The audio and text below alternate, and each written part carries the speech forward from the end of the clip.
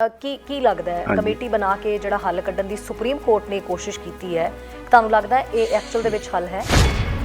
देखो ना तो मैंने ये हल लगता ना मैंने ये लगता भी सुप्रीम कोर्ट ने कमेटी बनाई है क्योंकि कुछ गल्लां असीं समझीए जे भी पहला तो ही श्री मनोहर लाल खट्टर ने कहता सी 15 दिन पहला कि जी ये तो असीं धरना चुकवा देना सुप्रीम कोर्ट मतलब सुप्रीम कोर्ट बारे इहो जी टिप्पणी एक मुख्यमंत्री देवे तो सुप्रीम कोर्ट से चुप रहे भी तैनूं किवें पता लगा भी सुप्रीम कोर्ट ने की करना है। इसे तरह ही जिहड़ी पिछली मीटिंग फेल हुई उहदे च इन्हां ने आखिया तोमर साहब ने ते बाकी मैं भी चलो जी सुप्रीम कोर्ट जो करेगी सानू मंजूर है तुसी भी मंजूर कर दो।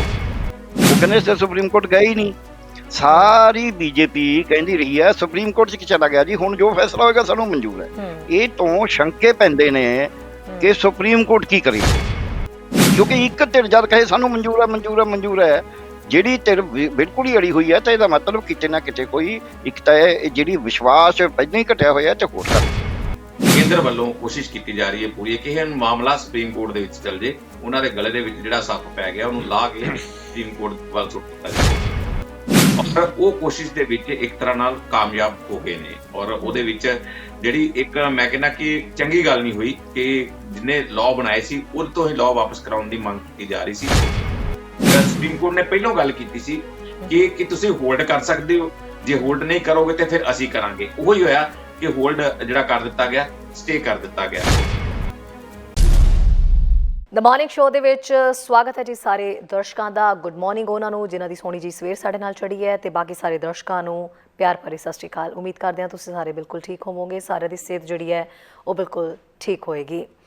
ਅੱਜ ਦੀ ਵੱਡੀ ਖਬਰ ਦੇ ਉੱਤੇ ਅਸੀਂ ਗੱਲਬਾਤ ਕਰਾਂਗੇ। ਵੱਡੀ ਖਬਰ ਸਾਨੂੰ ਸਾਰਿਆਂ ਨੂੰ ਪਤਾ ਹੈ ਕਿ ਕੀ ਹੈ। ਸੁਪਰੀਮ ਕੋਰਟ ਦੇ ਜਿਸ ਤਰੀਕੇ ਨਾਲ ਅੱਜ ਸੁਣਵਾਈ ਹੋਈ ਹੈ, ਸੁਪਰੀਮ ਕੋਰਟ ਦਾ ਜਿਸ ਤਰੀਕੇ ਨਾਲ ਅੱਜ ਫੈਸਲਾ ਆਇਆ ਹੈ, ਉਸ ਫੈਸਲੇ ਨੂੰ ਲੈ ਕੇ ਹੁਣ ਇੱਕ ਫਿਰ ਤੋਂ ਕਿਸਾਨਾਂ ਦੇ ਉੱਤੇ ਜਿਹੜੀ ਹੈ ਵੱਡੀ ਚਿੰਤਾ ਮੰਡਰਾ ਰਹੀ ਹੈ ਤੇ ਕਿਸਾਨ ਜਥੇਬੰਦੀਆਂ ਦੇ ਵਿੱਚ ਉਸ ਨੂੰ ਲੈ ਕੇ ਕਾਫੀ ਜ਼ਿਆਦਾ ਸੁਗਬੁਗਾਹਟ ਜਿਹੀ ਇਸ ਵੇਲੇ ਚੱਲ ਰਹੀ ਹੈ ਕਿ ਇਹ ਸੁਣਵਾਈ ਦੌਰਾਨ ਕੀ ਫੈਸਲਾ ਆ ਗਿਆ। ਦਰਅਸਲ ਸੁਪਰੀਮ ਕੋਰਟ ਨੇ ਇਹ ਕਹਿ ਦਿੱਤਾ ਹੈ ਕਿ ਜਿਹੜੇ ਤਿੰਨੇ ਖੇਤੀ ਕਾਨੂੰਨ ਜਿਹੜੇ ਬਿੱਲ ਨੇ ਉਹ ਕਿਤੇ ਨਾ ਕਿਤੇ ਫਿਲਹਾਲ ਦੇ ਲਈ ਜਿਹੜੇ ਨੇ ਉਹ ਉਹਨਾਂ ਨੇ ਕਹਿ ਦਿੱਤਾ ਕਿ ਰੋਕ ਦਿੱਤੇ ਗਏ ਨੇ, ਯਾਨੀ ਕਿ ਇੰਪਲੀਮੈਂਟ ਕਹਿੰਦੇ ਨੇ ਫਿਲਹਾਲ ਨਹੀਂ ਹੋਣਗੇ। ਪਰ ਇਹ ਜਿਹੜਾ ਫਿਲਹਾਲ ਸ਼ਬਦ ਵਿੱਚ ਹੈ ਇਹ ਕਾਫੀ ਜ਼ਿਆਦਾ ਇੱਕ ਬਹੁਤ ਤਰ੍ਹਾਂ ਦੇ ਸਵਾਲ ਆਪਣੇ ਆਪ ਦੇ ਵਿੱਚ ਪੈਦਾ ਕਰ ਰਿਹਾ ਹੈ।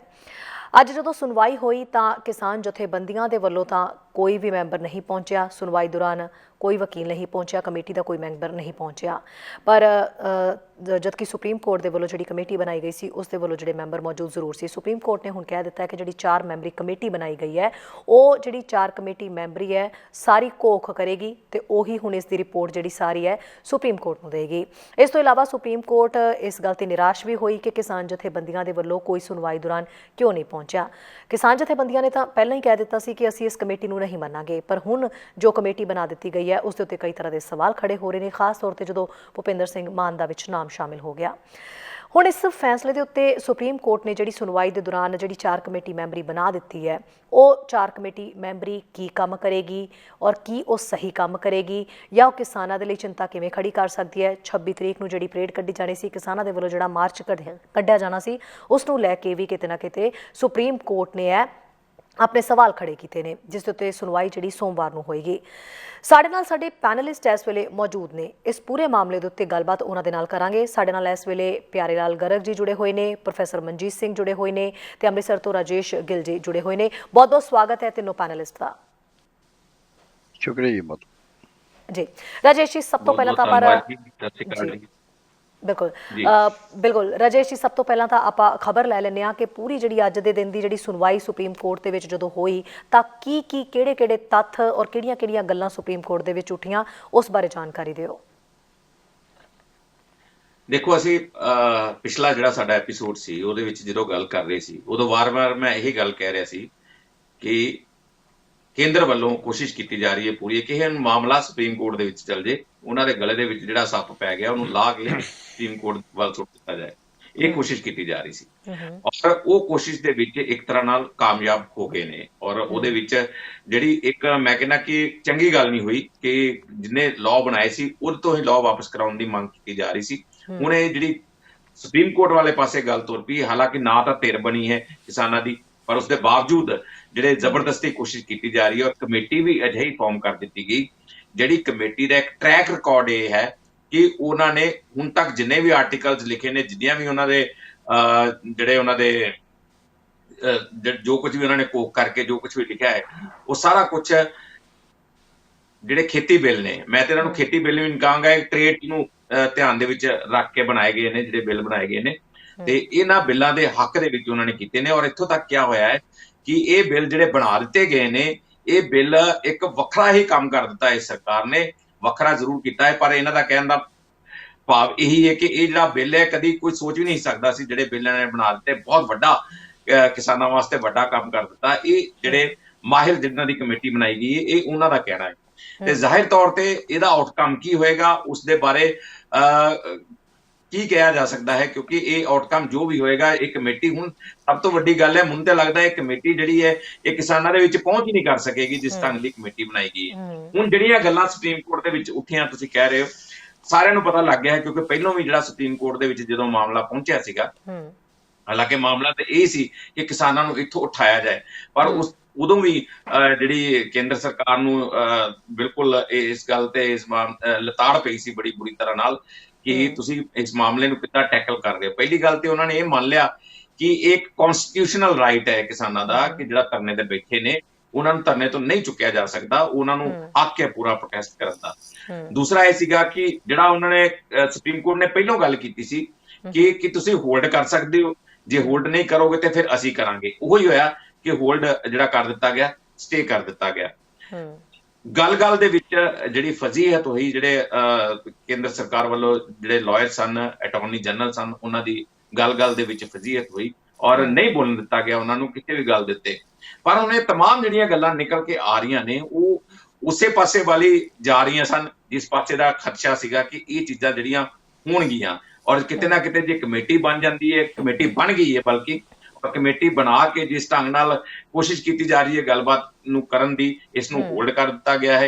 ਇਹ तमाम ਚੀਜ਼ਾਂ ਜਿਹੜੀਆਂ ਨੇ ਉਹ ਕਿਸਾਨ ਪਹਿਲਾਂ ਹੀ ਸਿਰੇ ਤੋਂ ਨਕਾਰ ਚੁੱਕੇ ਨੇ ਔਰ ਸੁਪਰੀਮ ਕੋਰਟ ਦੇ ਵਿੱਚ ਜਾਣ ਤੋਂ ਪਹਿਲਾਂ ਹੀ ਨਕਾਰਦੇ ਰਹੇ ਨੇ, ਤੇ ਹੁਣ ਫੇਰ ਨਕਾਰ ਰਹੇ ਨੇ। ਉਹਦਾ ਫਾਇਦਾ ਕੀ, ਪਰਨਾਲਾ ਉੱਥੇ ਦਾ ਉੱਥੇ ਹੀ ਹੈ। ਸੋ ਜ਼ਾਹਿਰ ਤੌਰ ਤੇ ਸੁਪਰੀਮ ਕੋਰਟ ਜਿਹੜਾ ਕਿਸਾਨਾਂ ਵਾਸਤੇ ਹੱਲ ਨਹੀਂ ਹੈ, ਉਹਦਾ ਹੱਲ ਜਿਹੜਾ ਹੈ, ਕਿਉਂਕਿ 15 ਤਰੀਕ ਦੀ ਜਿਹੜੀ ਮੀਟਿੰਗ ਹੈ ਉਹਦੇ ਬਾਰੇ ਵੀ ਇਹ ਕਿਹਾ ਗਿਆ ਕਿਸਾਨਾਂ ਵੱਲੋਂ ਕਿ ਅਸੀਂ 15 ਤਰੀਕ ਦੀ ਮੀਟਿੰਗ ਤੇ ਜਾਵਾਂਗੇ। ਜਿਹੜੇ ਪ੍ਰੋਗਰਾਮ ਉਹ ਲਿਖੇ ਗਏ ਨੇ ਉਹ ਪ੍ਰੋਗਰਾਮ ਉਸੇ ਤਰੀਕੇ ਨਾਲ ਰਹਿਣਗੇ।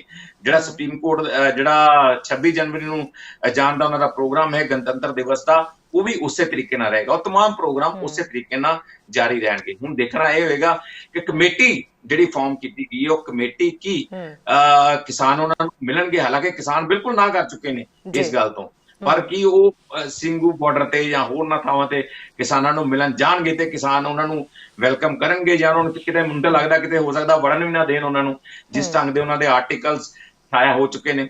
ਸੋ ਇਹ तमाम ਲੱਬੋ ਲਬਾਬ ਅੱਜ ਦਾ ਇਹ ਰਿਹਾ ਕਿ ਜਿਹੜਾ ਬਿਲਕੁਲ ਕਿਸਾਨਾਂ ਨੂੰ ਨਾਗਵਾਰ ਗੁਜ਼ਰਦਾ ਹੈ, ਜਿਹੜੀਆਂ ਚੀਜ਼ਾਂ ਉਹ ਚੀਜ਼ਾਂ ਹੋ ਰਹੀਆਂ ਹਨ ਔਰ ਸੁਪਰੀਮ ਕੋਰਟ ਦੇ ਬਾਰੇ ਗੱਲ ਵੀ ਨਹੀਂ ਕਰਨਾ ਚਾਹੁੰਦੇ ਇੱਥੋਂ ਤੱਕ ਕਿ ਕਿਸਾਨ ਕੇ ਉਹ ਵਾਰ-ਵਾਰ ਹਰ ਗੱਲ ਨੂੰ ਨਕਾਰ ਰਹੇ ਨੇ। ਜੇ ਕਿਸਾਨਾਂ ਨੂੰ ਇਹ ਪੁੱਛਿਆ ਜਾਏ ਕਿ ਇਹ ਸੁਪਰੀਮ ਕੋਰਟ ਦੀ ਤੋਹੀਨ ਨਹੀਂ ਹੋਏਗੀ ਜੇ ਤੁਸੀਂ ਇਹ ਚੀਜ਼ ਨਹੀਂ ਮੰਨਦੇ, ਤਾਂ ਇਹ ਵੀ ਗੱਲ ਜਿਹੜੇ ਸਵਾਲ ਜਿਹੜੇ ਚੁੱਕੇ ਗਏ ਨੇ।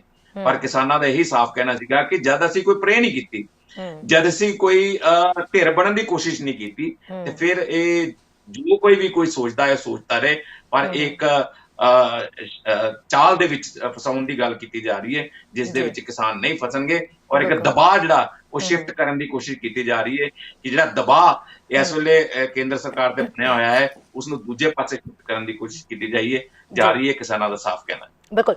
ਪਿਆਰੇ ਲਾਲ ਗਰਗ ਜੀ, ਕੀ ਲੱਗਦਾ ਹੈ ਕਮੇਟੀ ਬਣਾ ਕੇ ਜਿਹੜਾ ਹੱਲ ਕੱਢਣ ਦੀ ਸੁਪਰੀਮ ਕੋਰਟ ਨੇ ਕੋਸ਼ਿਸ਼ ਕੀਤੀ ਹੈ, ਤੁਹਾਨੂੰ ਲੱਗਦਾ ਹੈ ਇਹ ਐਕਚੁਅਲ ਦੇ ਵਿੱਚ ਹੱਲ ਹੈ? ਦੇਖੋ, ਨਾ ਤਾਂ ਮੈਨੂੰ ਇਹ ਹੱਲ ਲੱਗਦਾ, ਨਾ ਮੈਨੂੰ ਇਹ ਲੱਗਦਾ ਵੀ ਸੁਪਰੀਮ ਕੋਰਟ ਨੇ ਕਮੇਟੀ ਬਣਾਈ ਹੈ, ਕਿਉਂਕਿ ਕੁਝ ਗੱਲਾਂ ਅਸੀਂ ਸਮਝੀਏ ਜੇ ਵੀ ਪਹਿਲਾਂ ਤੋਂ ਹੀ ਸ਼੍ਰੀ ਮਨੋਹਰ ਲਾਲ ਖੱਟਰ ਨੇ ਕਹਿਤਾ ਸੀ 15 ਦਿਨ ਪਹਿਲਾਂ ਕਿ ਜੀ ਇਹ ਤਾਂ ਅਸੀਂ ਧਰਨਾ ਚੁਕਵਾ ਦੇਣਾ ਸੁਪਰੀਮ ਕੋਰਟ ਤੋਂ। ਮਤਲਬ ਸੁਪਰੀਮ ਕੋਰਟ ਬਾਰੇ ਇਹੋ ਜਿਹੀ ਟਿੱਪਣੀ ਇੱਕ ਮੁੱਖ ਮੰਤਰੀ ਦੇਵੇ ਤੇ ਸੁਪਰੀਮ ਕੋਰਟ ਤੁਸੀਂ ਚੁੱਪ ਰਹੇ ਵੀ ਉਹ ਤੈਨੂੰ ਕਿਵੇਂ ਪਤਾ ਲੱਗਾ ਵੀ ਸੁਪਰੀਮ ਕੋਰਟ ਨੇ ਕੀ ਕਰਨਾ। ਇਸੇ ਤਰ੍ਹਾਂ ਹੀ ਜਿਹੜੀ ਪਿਛਲੀ ਮੀਟਿੰਗ ਫੇਲ ਹੋਈ ਉਹਦੇ 'ਚ ਇਹਨਾਂ ਨੇ ਆਖਿਆ, ਤੋਮਰ ਸਾਹਿਬ ਨੇ ਤੇ ਬਾਕੀ ਮੈਂ ਵੀ, ਚਲੋ ਜੀ ਸੁਪਰੀਮ ਕੋਰਟ ਜੋ ਕਰੇਗੀ ਸਾਨੂੰ ਮਨਜ਼ੂਰ ਹੈ, ਤੁਸੀਂ ਵੀ ਮਨਜ਼ੂਰ ਕਰ ਲਓ। ਉਹ ਕਹਿੰਦੇ ਸੁਪਰੀਮ ਕੋਰਟ ਗਏ ਹੀ ਨਹੀਂ। ਸਾਰੀ ਬੀਜੇਪੀ ਕਹਿੰਦੀ ਰਹੀ ਹੈ ਸੁਪਰੀਮ ਕੋਰਟ 'ਚ ਚਲਾ ਗਿਆ ਜੀ, ਹੁਣ ਜੋ ਫੈਸਲਾ ਹੋਏਗਾ ਸਾਨੂੰ ਮਨਜ਼ੂਰ ਹੈ। ਇਹ ਤੋਂ ਸ਼ੰਕੇ ਪੈਂਦੇ ਨੇ ਕਿ ਸੁਪਰੀਮ ਕੋਰਟ ਕੀ ਕਰੇਗੀ, ਕਿਉਂਕਿ ਇੱਕ ਧਿਰ ਜਦ ਕਹੇ ਸਾਨੂੰ ਮਨਜ਼ੂਰ ਹੈ ਮਨਜ਼ੂਰ ਹੈ ਮਨਜ਼ੂਰ ਹੈ, ਜਿਹੜੀ ਧਿਰ ਬਿਲਕੁਲ ਹੀ ਅੜੀ ਹੋਈ ਹੈ, ਤਾਂ ਇਹਦਾ ਮਤਲਬ ਕਿਤੇ ਨਾ ਕਿਤੇ ਕੋਈ ਇੱਕ ਤਾਂ ਇਹ ਜਿਹੜੀ ਵਿਸ਼ਵਾਸ ਪਹਿਲਾਂ ਹੀ ਘਟਿਆ ਹੋਇਆ ਤੇ ਹੋਰ ਘਟਦਾ ਹੈ। ਇੱਕ ਦੂਜੀ ਗੱਲ ਜਿਹੜੀ ਅੱਜ ਜਿਹੜੀ ਹੋਈ ਹੈ, ਕੱਲ ਹੀ ਰਾਦਰ ਕੱਲ ਪਹਿਲਾਂ ਸੁਪਰੀਮ ਕੋਰਟ ਜਿਹੜੇ ਇਹਨਾਂ ਦੇ ਸਰਕਾਰੀ ਵਕੀਲ ਨੇ ਕਿਹਾ ਕਿ ਜੀ ਤੁਸੀਂ ਅੱਜ ਨਾ ਫੈਸਲਾ ਕਰਿਓ, ਉਹਨਾਂ ਕਿਹਾ ਸੀ ਤਾਂ ਹੋ ਸਕਦਾ ਸੀ ਅੱਧਾ ਅੱਜ ਲਿਖਾਂਗੇ ਅੱਧਾ ਕੱਲ ਨੂੰ ਕਰਾਂਗੇ, ਪਰ ਉਹਨਾਂ ਨੇ ਫੈਸਲਾ ਟਾਲਤਾ ਕੱਲ। ਇਹ ਵੀ ਉਹਨਾਂ ਦੀ ਗੱਲ ਮੰਨੀ ਗਈ। ਤੀਜੀ ਗੱਲ, ਕੱਲ ਕਹਿ ਤਾ ਸੁਪਰੀਮ ਕੋਰਟ ਨੇ ਵੀ ਸੁਣਵਾਈ ਪੂਰੀ ਹੋ ਗਈ, ਫੈਸਲਾ ਅਸੀਂ ਕੱਲ ਨੂੰ ਅਨਾਉਂਸ ਕਰਾਂਗੇ। ਤੇ ਫੈਸਲਾ ਅਨਾਉਂਸ ਕਰਨ ਤੇ ਸੀ, ਉਹ ਅਨਾਉਂਸਮੈਂਟ ਵੇਲੇ ਜ਼ਰੂਰੀ ਨਹੀਂ ਹੁੰਦਾ ਦੂਜੀ ਧਿਰ ਜਾਵੇ। ਤੇ ਅੱਜ ਜਿਵੇਂ ਤੁਸੀਂ ਦੱਸਿਆ ਸੁਪਰੀਮ ਕੋਰਟ ਦਾ ਇਹ ਕਹਿਣਾ ਕਿ ਦੂਜੀ ਧਿਰ ਦੇ ਵਕੀਲ ਪੇਸ਼ ਨਹੀਂ ਹੋਏ, ਇਹ ਤੋਂ ਵੀ ਮੈਨੂੰ ਥੋੜਾ ਜਿਹਾ ਅਫਸੋਸ ਹੋਇਆ ਹੈ ਕਿ ਜਦ ਸੁਪਰੀਮ ਕੋਰਟ ਨੇ ਆਪ ਹੀ ਕਹਿੰਦਾ ਕਿ ਸੁਣਵਾਈ ਖਤਮ ਹੋ ਚੁੱਕੀ ਹੈ, ਹੁਣ ਅਸੀਂ ਫੈਸਲਾ ਹੀ ਅਨਾਉਂਸ ਕਰਨਾ ਹੈ, ਸੌਰਟ ਆਫ ਜਜਮੈਂਟ ਸਾਡੀ ਰਿਜ਼ਰਵ ਹੈ, ਤੇ ਦੂਜੇ ਦਿਨ ਮੈਂ ਇੱਥੇ 20 ਫੈਸਲਾ ਜਾਣਾ ਕੋਰਟ 'ਚ, ਸਰਕਾਰ ਵੱਲੋਂ ਵੀ ਇੰਡੀਵਿਜੂਅਲ ਉਸ 'ਚ ਵੀ ਅਸੀਂ ਜਿੱਦੇ ਫੈਸਲਾ ਸੁਣਾਉਣਾ ਹੈ ਉਹਦੇ ਕਿਸੇ ਇੱਕ ਧਿਰ ਦਾ ਜਾਂ ਦੂਜੀ ਧਿਰ ਦਾ ਜਾਣਾ ਜਾਂ ਨਾ ਜਾਣਾ ਕੋਈ ਜ਼ਰੂਰੀ ਨਹੀਂ ਹੁੰਦਾ, ਕਿਉਂਕਿ ਕੋਰਟ ਨੇ ਤਾਂ ਫੈਸਲਾ ਸੁਣਾਉਣਾ, ਗੱਲ ਤਾਂ ਹੋ ਚੁੱਕੀ ਸਾਰੀ। ਸੋ ਇਹ ਵੀ ਕੋਈ ਉਹ ਨਹੀਂ। ਸੋ ਅੱਜ ਜਿਹੜਾ ਕੁਝ ਹੋਇਆ ਇਹਨੂੰ ਬਲਕਿ ਕੱਲ ਵਾਲੀ ਕਾਰਵਾਈ ਤੋਂ ਤਾਂ ਬਹੁਤ ਸਾਰੇ ਲੋਕਾਂ ਨੂੰ ਨਹੀਂ ਲੱਗਦਾ ਸੀ ਵੀ ਇਹ ਸਰਕਾਰ ਦੀ ਬੋਲੀ ਹੈ। ਕੁਝ ਬੰਦੇ ਜਿਹੜੇ ਇਨ ਬਿਟਵੀਨ ਦੀ ਲਾਈਨ ਪੜ੍ਹਨਾ ਜਾਣਦੇ ਨੇ ਜਾਂ ਪੜ੍ਹਦੇ ਰਹਿੰਦੇ ਨੇ, ਉਹਨਾਂ ਨੂੰ ਜ਼ਰੂਰ ਲੱਗਦਾ ਸੀ ਵੀ ਇਹ ਕਿਤੇ ਹੋਰ ਤਰ੍ਹਾਂ ਦੀ ਗੱਲ ਹੈ, ਪਰ ਅੱਜ ਤਾਂ ਲੋਕਾਂ ਨੂੰ ਬਹੁਤ ਜ਼ਿਆਦਾ ਸਪਸ਼ਟ ਹੋ ਗਿਆ ਵੀ ਇਹ ਕਿੱਧਰ ਨੂੰ ਗਈ ਹੈ। ਇਹਦੇ ਬਾਵਜੂਦ ਇੱਕ ਗੱਲ ਮੈਂ ਕਹਾਂਗਾ, ਇੱਕ ਪੋਜ਼ਿਟਿਵ ਗੱਲ ਹੈ ਕਿ ਇੱਕ ਤਾਂ ਸੁਪਰੀਮ ਕੋਰਟ ਨੇ ਜਿਹੜਾ ਇਹ ਹੱਕ ਹੈ ਕਿ ਸ਼ਾਂਤਮਈ ਅੰਦੋਲਨ ਕਰਨ ਦਾ ਹੱਕ ਹੈ ਕਿਸਾਨਾਂ ਦਾ, ਉਹਦੇ ਉੱਤੇ ਦਖਲਅੰਦਾਜ਼ੀ ਨਹੀਂ ਕਰੀ। ਬੇਸ਼ੱਕ ਇੱਕ ਰਾਏ ਵੀ ਤੁਸੀਂ ਬਜ਼ੁਰਗਾਂ ਨੂੰ ਬੱਚਿਆਂ ਨੂੰ ਭੇਜ ਦਿਓ, ਮੈਨੂੰ ਲੱਗਦਾ ਨਾ ਇਹੀ ਕੁਝ ਪਹਿਲਾਂ ਤੋਮਰ ਸਾਹਿਬ ਕਹਿੰਦੇ ਸੀ, ਸਰਕਾਰ ਕਹਿੰਦੀ ਸੀ। ਉਹਨਾਂ ਨੂੰ ਇਹ ਪਤਾ ਹੀ ਨਹੀਂ ਕਿ ਉੱਥੇ ਇੱਕ ਪੀੜ੍ਹੀ ਨਹੀਂ ਬੈਠੀ, ਉੱਥੇ ਦਾਦਾ ਵੀ ਬੈਠਾ ਹੈ, ਉੱਥੇ ਪੁੱਤ ਵੀ ਪੋਤਾ ਵੀ ਬੈਠਾ ਹੈ, ਉੱਥੇ ਬਾਪ ਵੀ ਬੈਠਾ ਹੈ ਪੁੱਤ ਦਾ, ਯਾਨੀ ਕਿ ਇੱਕ ਪਾਸੇ ਬਾਪ ਹੈ ਇੱਕ ਪਾਸੇ ਪੁੱਤ ਹੈ, ਤਿੰਨ ਤਿੰਨ ਪੀੜ੍ਹੀਆਂ ਉੱਥੇ ਬੈਠੀਆਂ ਨੇ। ਤੇ ਉਹ ਜਿਹੜੇ ਬਜ਼ੁਰਗ ਨੂੰ ਜੇ ਪਿੰਡ ਭੇਜਣਗੇ ਉਹਨੂੰ ਸਾਂਭੂ ਕੌਣ, ਤੇ ਜੇ ਬੱਚਿਆਂ ਨੂੰ ਪਿੰਡ ਭੇਜਣਗੇ ਉਹਨੂੰ ਕੌਣ ਸਾਂਭੂ? ਕਿਉਂਕਿ ਇਸ ਅੰਦੋਲਨ ਦਾ ਜਿਹੜਾ ਅਸਲੀ ਡਾਇਮੈਂਸ਼ਨ ਹੈ ਉਸ ਨੂੰ ਨਾ ਤਾਂ ਸਰਕਾਰ ਨੇ ਸਮਝਣ ਦੀ ਕੋਸ਼ਿਸ਼ ਕਰੀ ਹੈ। ਮੈਂ ਹੁਣ with due regard to Supreme Court ਮੈਂ ਇਹ ਕਹਾਂਗਾ ਵੀ ਸੁਪਰੀਮ ਕੋਰਟ ਨੇ ਵੀ ਜੇ ਮਸਲੇ ਨੂੰ ਲਿਆਈ ਸੀ ਤਾਂ ਉਹਦੀ ਤਹਿ ਤੱਕ ਜਾਣ ਦੀ ਕੋਸ਼ਿਸ਼ ਨਹੀਂ ਕਰੀ ਵੀ ਇਹ ਅੰਦੋਲਨ ਕਿੰਨਾ ਡੂੰਘਾ ਹੈ, ਕਿੰਨਾ ਲੋਕਾਂ ਦੇ ਮਨਾਂ ਤੇ ਸੱਟ ਵੱਜੀ ਹੈ ਕਿ ਉਹ ਐ ਉੱਠ ਕੇ ਆ ਗਈਆਂ ਤਿੰਨ ਤਿੰਨ ਪੀੜ੍ਹੀਆਂ, ਏਦਾਂ ਕਦੀ ਨਹੀਂ ਆਉਂਦੀਆਂ ਹੁੰਦੀਆਂ। ਇੱਕ ਦੋ ਘਰ ਚੋਂ ਆ ਜਾਂਦੇ ਨੇ ਮੈਂਬਰ, ਤਿੰਨ ਆ ਜਾਂਦੇ ਨੇ। ਸੋ ਮੈਨੂੰ ਐਂ ਲੱਗਦਾ ਹੈ ਵੀ ਇਹਨੂੰ ਉਸ ਤਰੀਕੇ ਨਾਲ ਜਿੱਡੀ ਵੱਡੀ ਇਸ ਅੰਦੋਲਨ ਦੀ ਗਹਿਰਾਈ ਹੈ, ਜਿੱਡਾ ਲੋਕਾਂ ਦੇ ਮਨਾਂ ਨੂੰ ਸਦਮਾ ਪਹੁੰਚਿਆ ਹੈ ਇਹਨਾਂ ਬਿੱਲਾਂ ਦੇ ਨਾਲ, ਉਸ ਨੂੰ ਜੇ ਨਾ ਸਮਝਿਆ ਜਾਵੇ, ਵੈਸੇ ਤਾਂ ਪ੍ਰੋਫੈਸਰ ਸਾਹਿਬ ਸੋਸ਼ੀਓਲੋਜੀ ਦੀ ਇਹ ਗੱਲ ਕਰਨਗੇ ਵੀ ਹਿਊਮਨ ਤੌਰ ਤੇ, ਮੈਂ ਡਾਕਟਰ ਦੇ ਤੌਰ ਤੇ ਕਹਿਣਾ, ਇਹ ਬੜੀ ਵੱਡੀ ਮਾਨਸਿਕ ਤੇ ਸਰੀਰਕ ਦੋਨੋਂ ਪੀੜਾ ਨੇ। ਉਹਨਾਂ ਦੋਨਾਂ ਪੀੜਾ ਦੇ ਵਿੱਚ ਉਹ ਉੱਥੇ ਬੈਠ ਕੇ ਆਪਦੇ ਆਪ ਨੂੰ, ਜਿਵੇਂ ਆਪਾਂ ਕਹਿੰਦੇ ਸੰਤਾਪ, ਉਹ ਸੰਤਾਪ ਹੰਢਾ ਰਹੇ ਨੇ ਠੰਡ 'ਚ ਬਹਿ ਕੇ, ਤੇ ਉਹ ਸੰਤਾਪ ਦਾ ਪਾਪ ਵੀ ਲੱਗਦਾ ਹੈ। ਜਿਹਦੇ ਕਹਿੰਦੇ ਨਾ ਅਸੀਂ ਧਰਮ ਨੂੰ ਮੰਨਦੇ ਹਾਂ, ਇਹਨਾਂ ਨੂੰ ਪਾਪ ਵੀ ਲੱਗਦਾ ਹੈ। ਤੇ ਅੱਜ ਦੀ ਜਿਹੜੀ ਕਾਰਵਾਈ ਹੈ ਜੋ ਤੁਸੀਂ ਸਵਾਲ ਕਰਿਆ ਹੈ, ਉਹਦੇ ਵਿੱਚ ਮੈਨੂੰ ਇੱਕ ਗੱਲ ਤਾਂ ਜਿਹੜੀ ਕਮੇਟੀ ਬਣਾਈ ਹੈ, ਗਿੱਲ ਸਾਹਿਬ ਨੇ ਕਹਿ ਹੀ ਦਿੱਤਾ ਹੈ, ਉਹ ਕਮੇਟੀ ਇੱਕ ਅਸੀਂ ਇਨਸਾਫ 'ਚ ਇਹ ਕਹਿੰਦੇ ਹਾਂ ਕਿ ਇਨਸਾਫ ਦੇ ਵਿੱਚ ਜਿਹੜੇ ਬੰਦੇ ਇਨਸਾਫ ਕਰਨ ਵਾਲੇ ਨੇ ਉਹਨਾਂ ਦੀ ਕੋਈ ਆਪਦਾ ਬਾਇਸ ਨਹੀਂ ਹੋਣਾ ਚਾਹੀਦਾ, ਇੱਕ ਤਰਫਾ ਰਾਏ ਨਹੀਂ ਹੋਣੀ ਚਾਹੀਦੀ, ਉਹਨਾਂ ਦਾ ਮਨ ਇੱਕ ਪਾਸੇ ਨਹੀਂ ਹੋਣਾ ਚਾਹੀਦਾ। ਉਹਦੇ 'ਚ ਅਸੀਂ ਕਹਿੰਦਾ ਮਨ ਵੀ ਨਹੀਂ ਹੋਣਾ ਚਾਹੀਦਾ। ਇੱਥੇ ਤਾਂ ਮਨ ਛੱਡੋ, ਲਿਖਤੀ ਰੂਪ 'ਚ ਹੈ ਵੀ ਉਹ ਚਾਰੇ ਬੰਦੇ ਇਹਨਾਂ ਕਾਨੂੰਨਾਂ ਦੇ ਹੱਕ 'ਚ ਨੇ। ਜੇ ਚਾਰੇ ਬੰਦੇ ਜਿਹੜੀ ਤੁਸੀਂ ਕਮੇਟੀ ਬਣਾਉਣੇ ਹੋ ਉਹ ਕਾਨੂੰਨਾਂ ਦੇ ਹੱਕ 'ਚ ਨੇ, ਤੁਸੀਂ ਉਹਨਾਂ ਤੋਂ ਕਿਵੇਂ ਇਹ ਉਮੀਦ ਕਰਦੇ ਹੋ ਕਿ ਕਾਨੂੰਨਾਂ ਦਾ ਉਹ ਕੋਈ ਇਹੀ ਜਿਹੀ ਨਹੀਂ ਦੇਗੇ ਜੋ ਕਿਸਾਨ ਮੰਗਦੇ ਨੇ? ਕਿਸਾਨ ਕਹਿੰਦੇ ਵੀ ਕਾਨੂੰਨ ਸਾਰੀ ਸਾਨੂੰ ਮਾਰੂ ਨੇ, ਸਾਡੀਆਂ ਜ਼ਮੀਨਾਂ ਤੇ ਕਬਜ਼ਾ ਕਰ ਲੈਣਗੇ, ਇਹਨਾਂ ਨੂੰ ਵਾਪਸ ਲਓ। ਸੋ ਇਹ ਇਹੋ ਜਿਹੀ ਕਮੇਟੀ ਬਣਾਉਣਾ, ਇਹ ਕਮੇਟੀ ਮਤਲਬ ਇਹ ਹੈ ਵੀ ਸਰਕਾਰ ਨੇ ਜਿਵੇਂ ਦਿੱਤੀ ਹੁੰਦੀ ਹੈ ਏਦਾਂ ਹੀ ਲੱਗਦੀ ਹੈ। ਬਿਲਕੁਲ। ਪ੍ਰੋਫੈਸਰ ਮਨਜੀਤ, ਕੀ ਕਮੈਂਟ ਹੈ ਜੀ, ਕੀ ਕਹਿਣਾ ਚਾਹੋਗੇ? ਦੇਖੋ, ਸ਼ਹਿਰੀ ਬੜੇ ਅਫਸੋਸ ਨਾਲ ਕਹਿਣਾ ਪੈਂਦਾ ਕਿ ਜਿਵੇਂ ਡਾਕਟਰ ਸਾਹਿਬ ਕਹਿ ਰਹੇ ਸੀਗੇ, ਸਾਨੂੰ ਵੀ ਕੱਲ ਲੱਗਾ ਕਿ ਸ਼ਾਇਦ ਕੋਈ ਸਰਕਾਰ ਹੁਣ ਫਸ ਗਈ ਆ ਤੇ ਕੋਰਟ ਰਾਹੀਂ ਆਪਣੇ ਆਪ ਨੂੰ ਬੇਲ ਆਊਟ ਕਰਨ ਦੀ ਕੋਸ਼ਿਸ਼ ਕਰ ਰਹੀ ਆ, ਤੇ ਇਹ ਜਿਹੜਾ ਕੋਰਟ ਵਾਲਾ ਦਰਵਾਜ਼ਾ ਇਹਦੇ ਥਾਣੀ ਭੱਜ ਜਾਊਗੀ।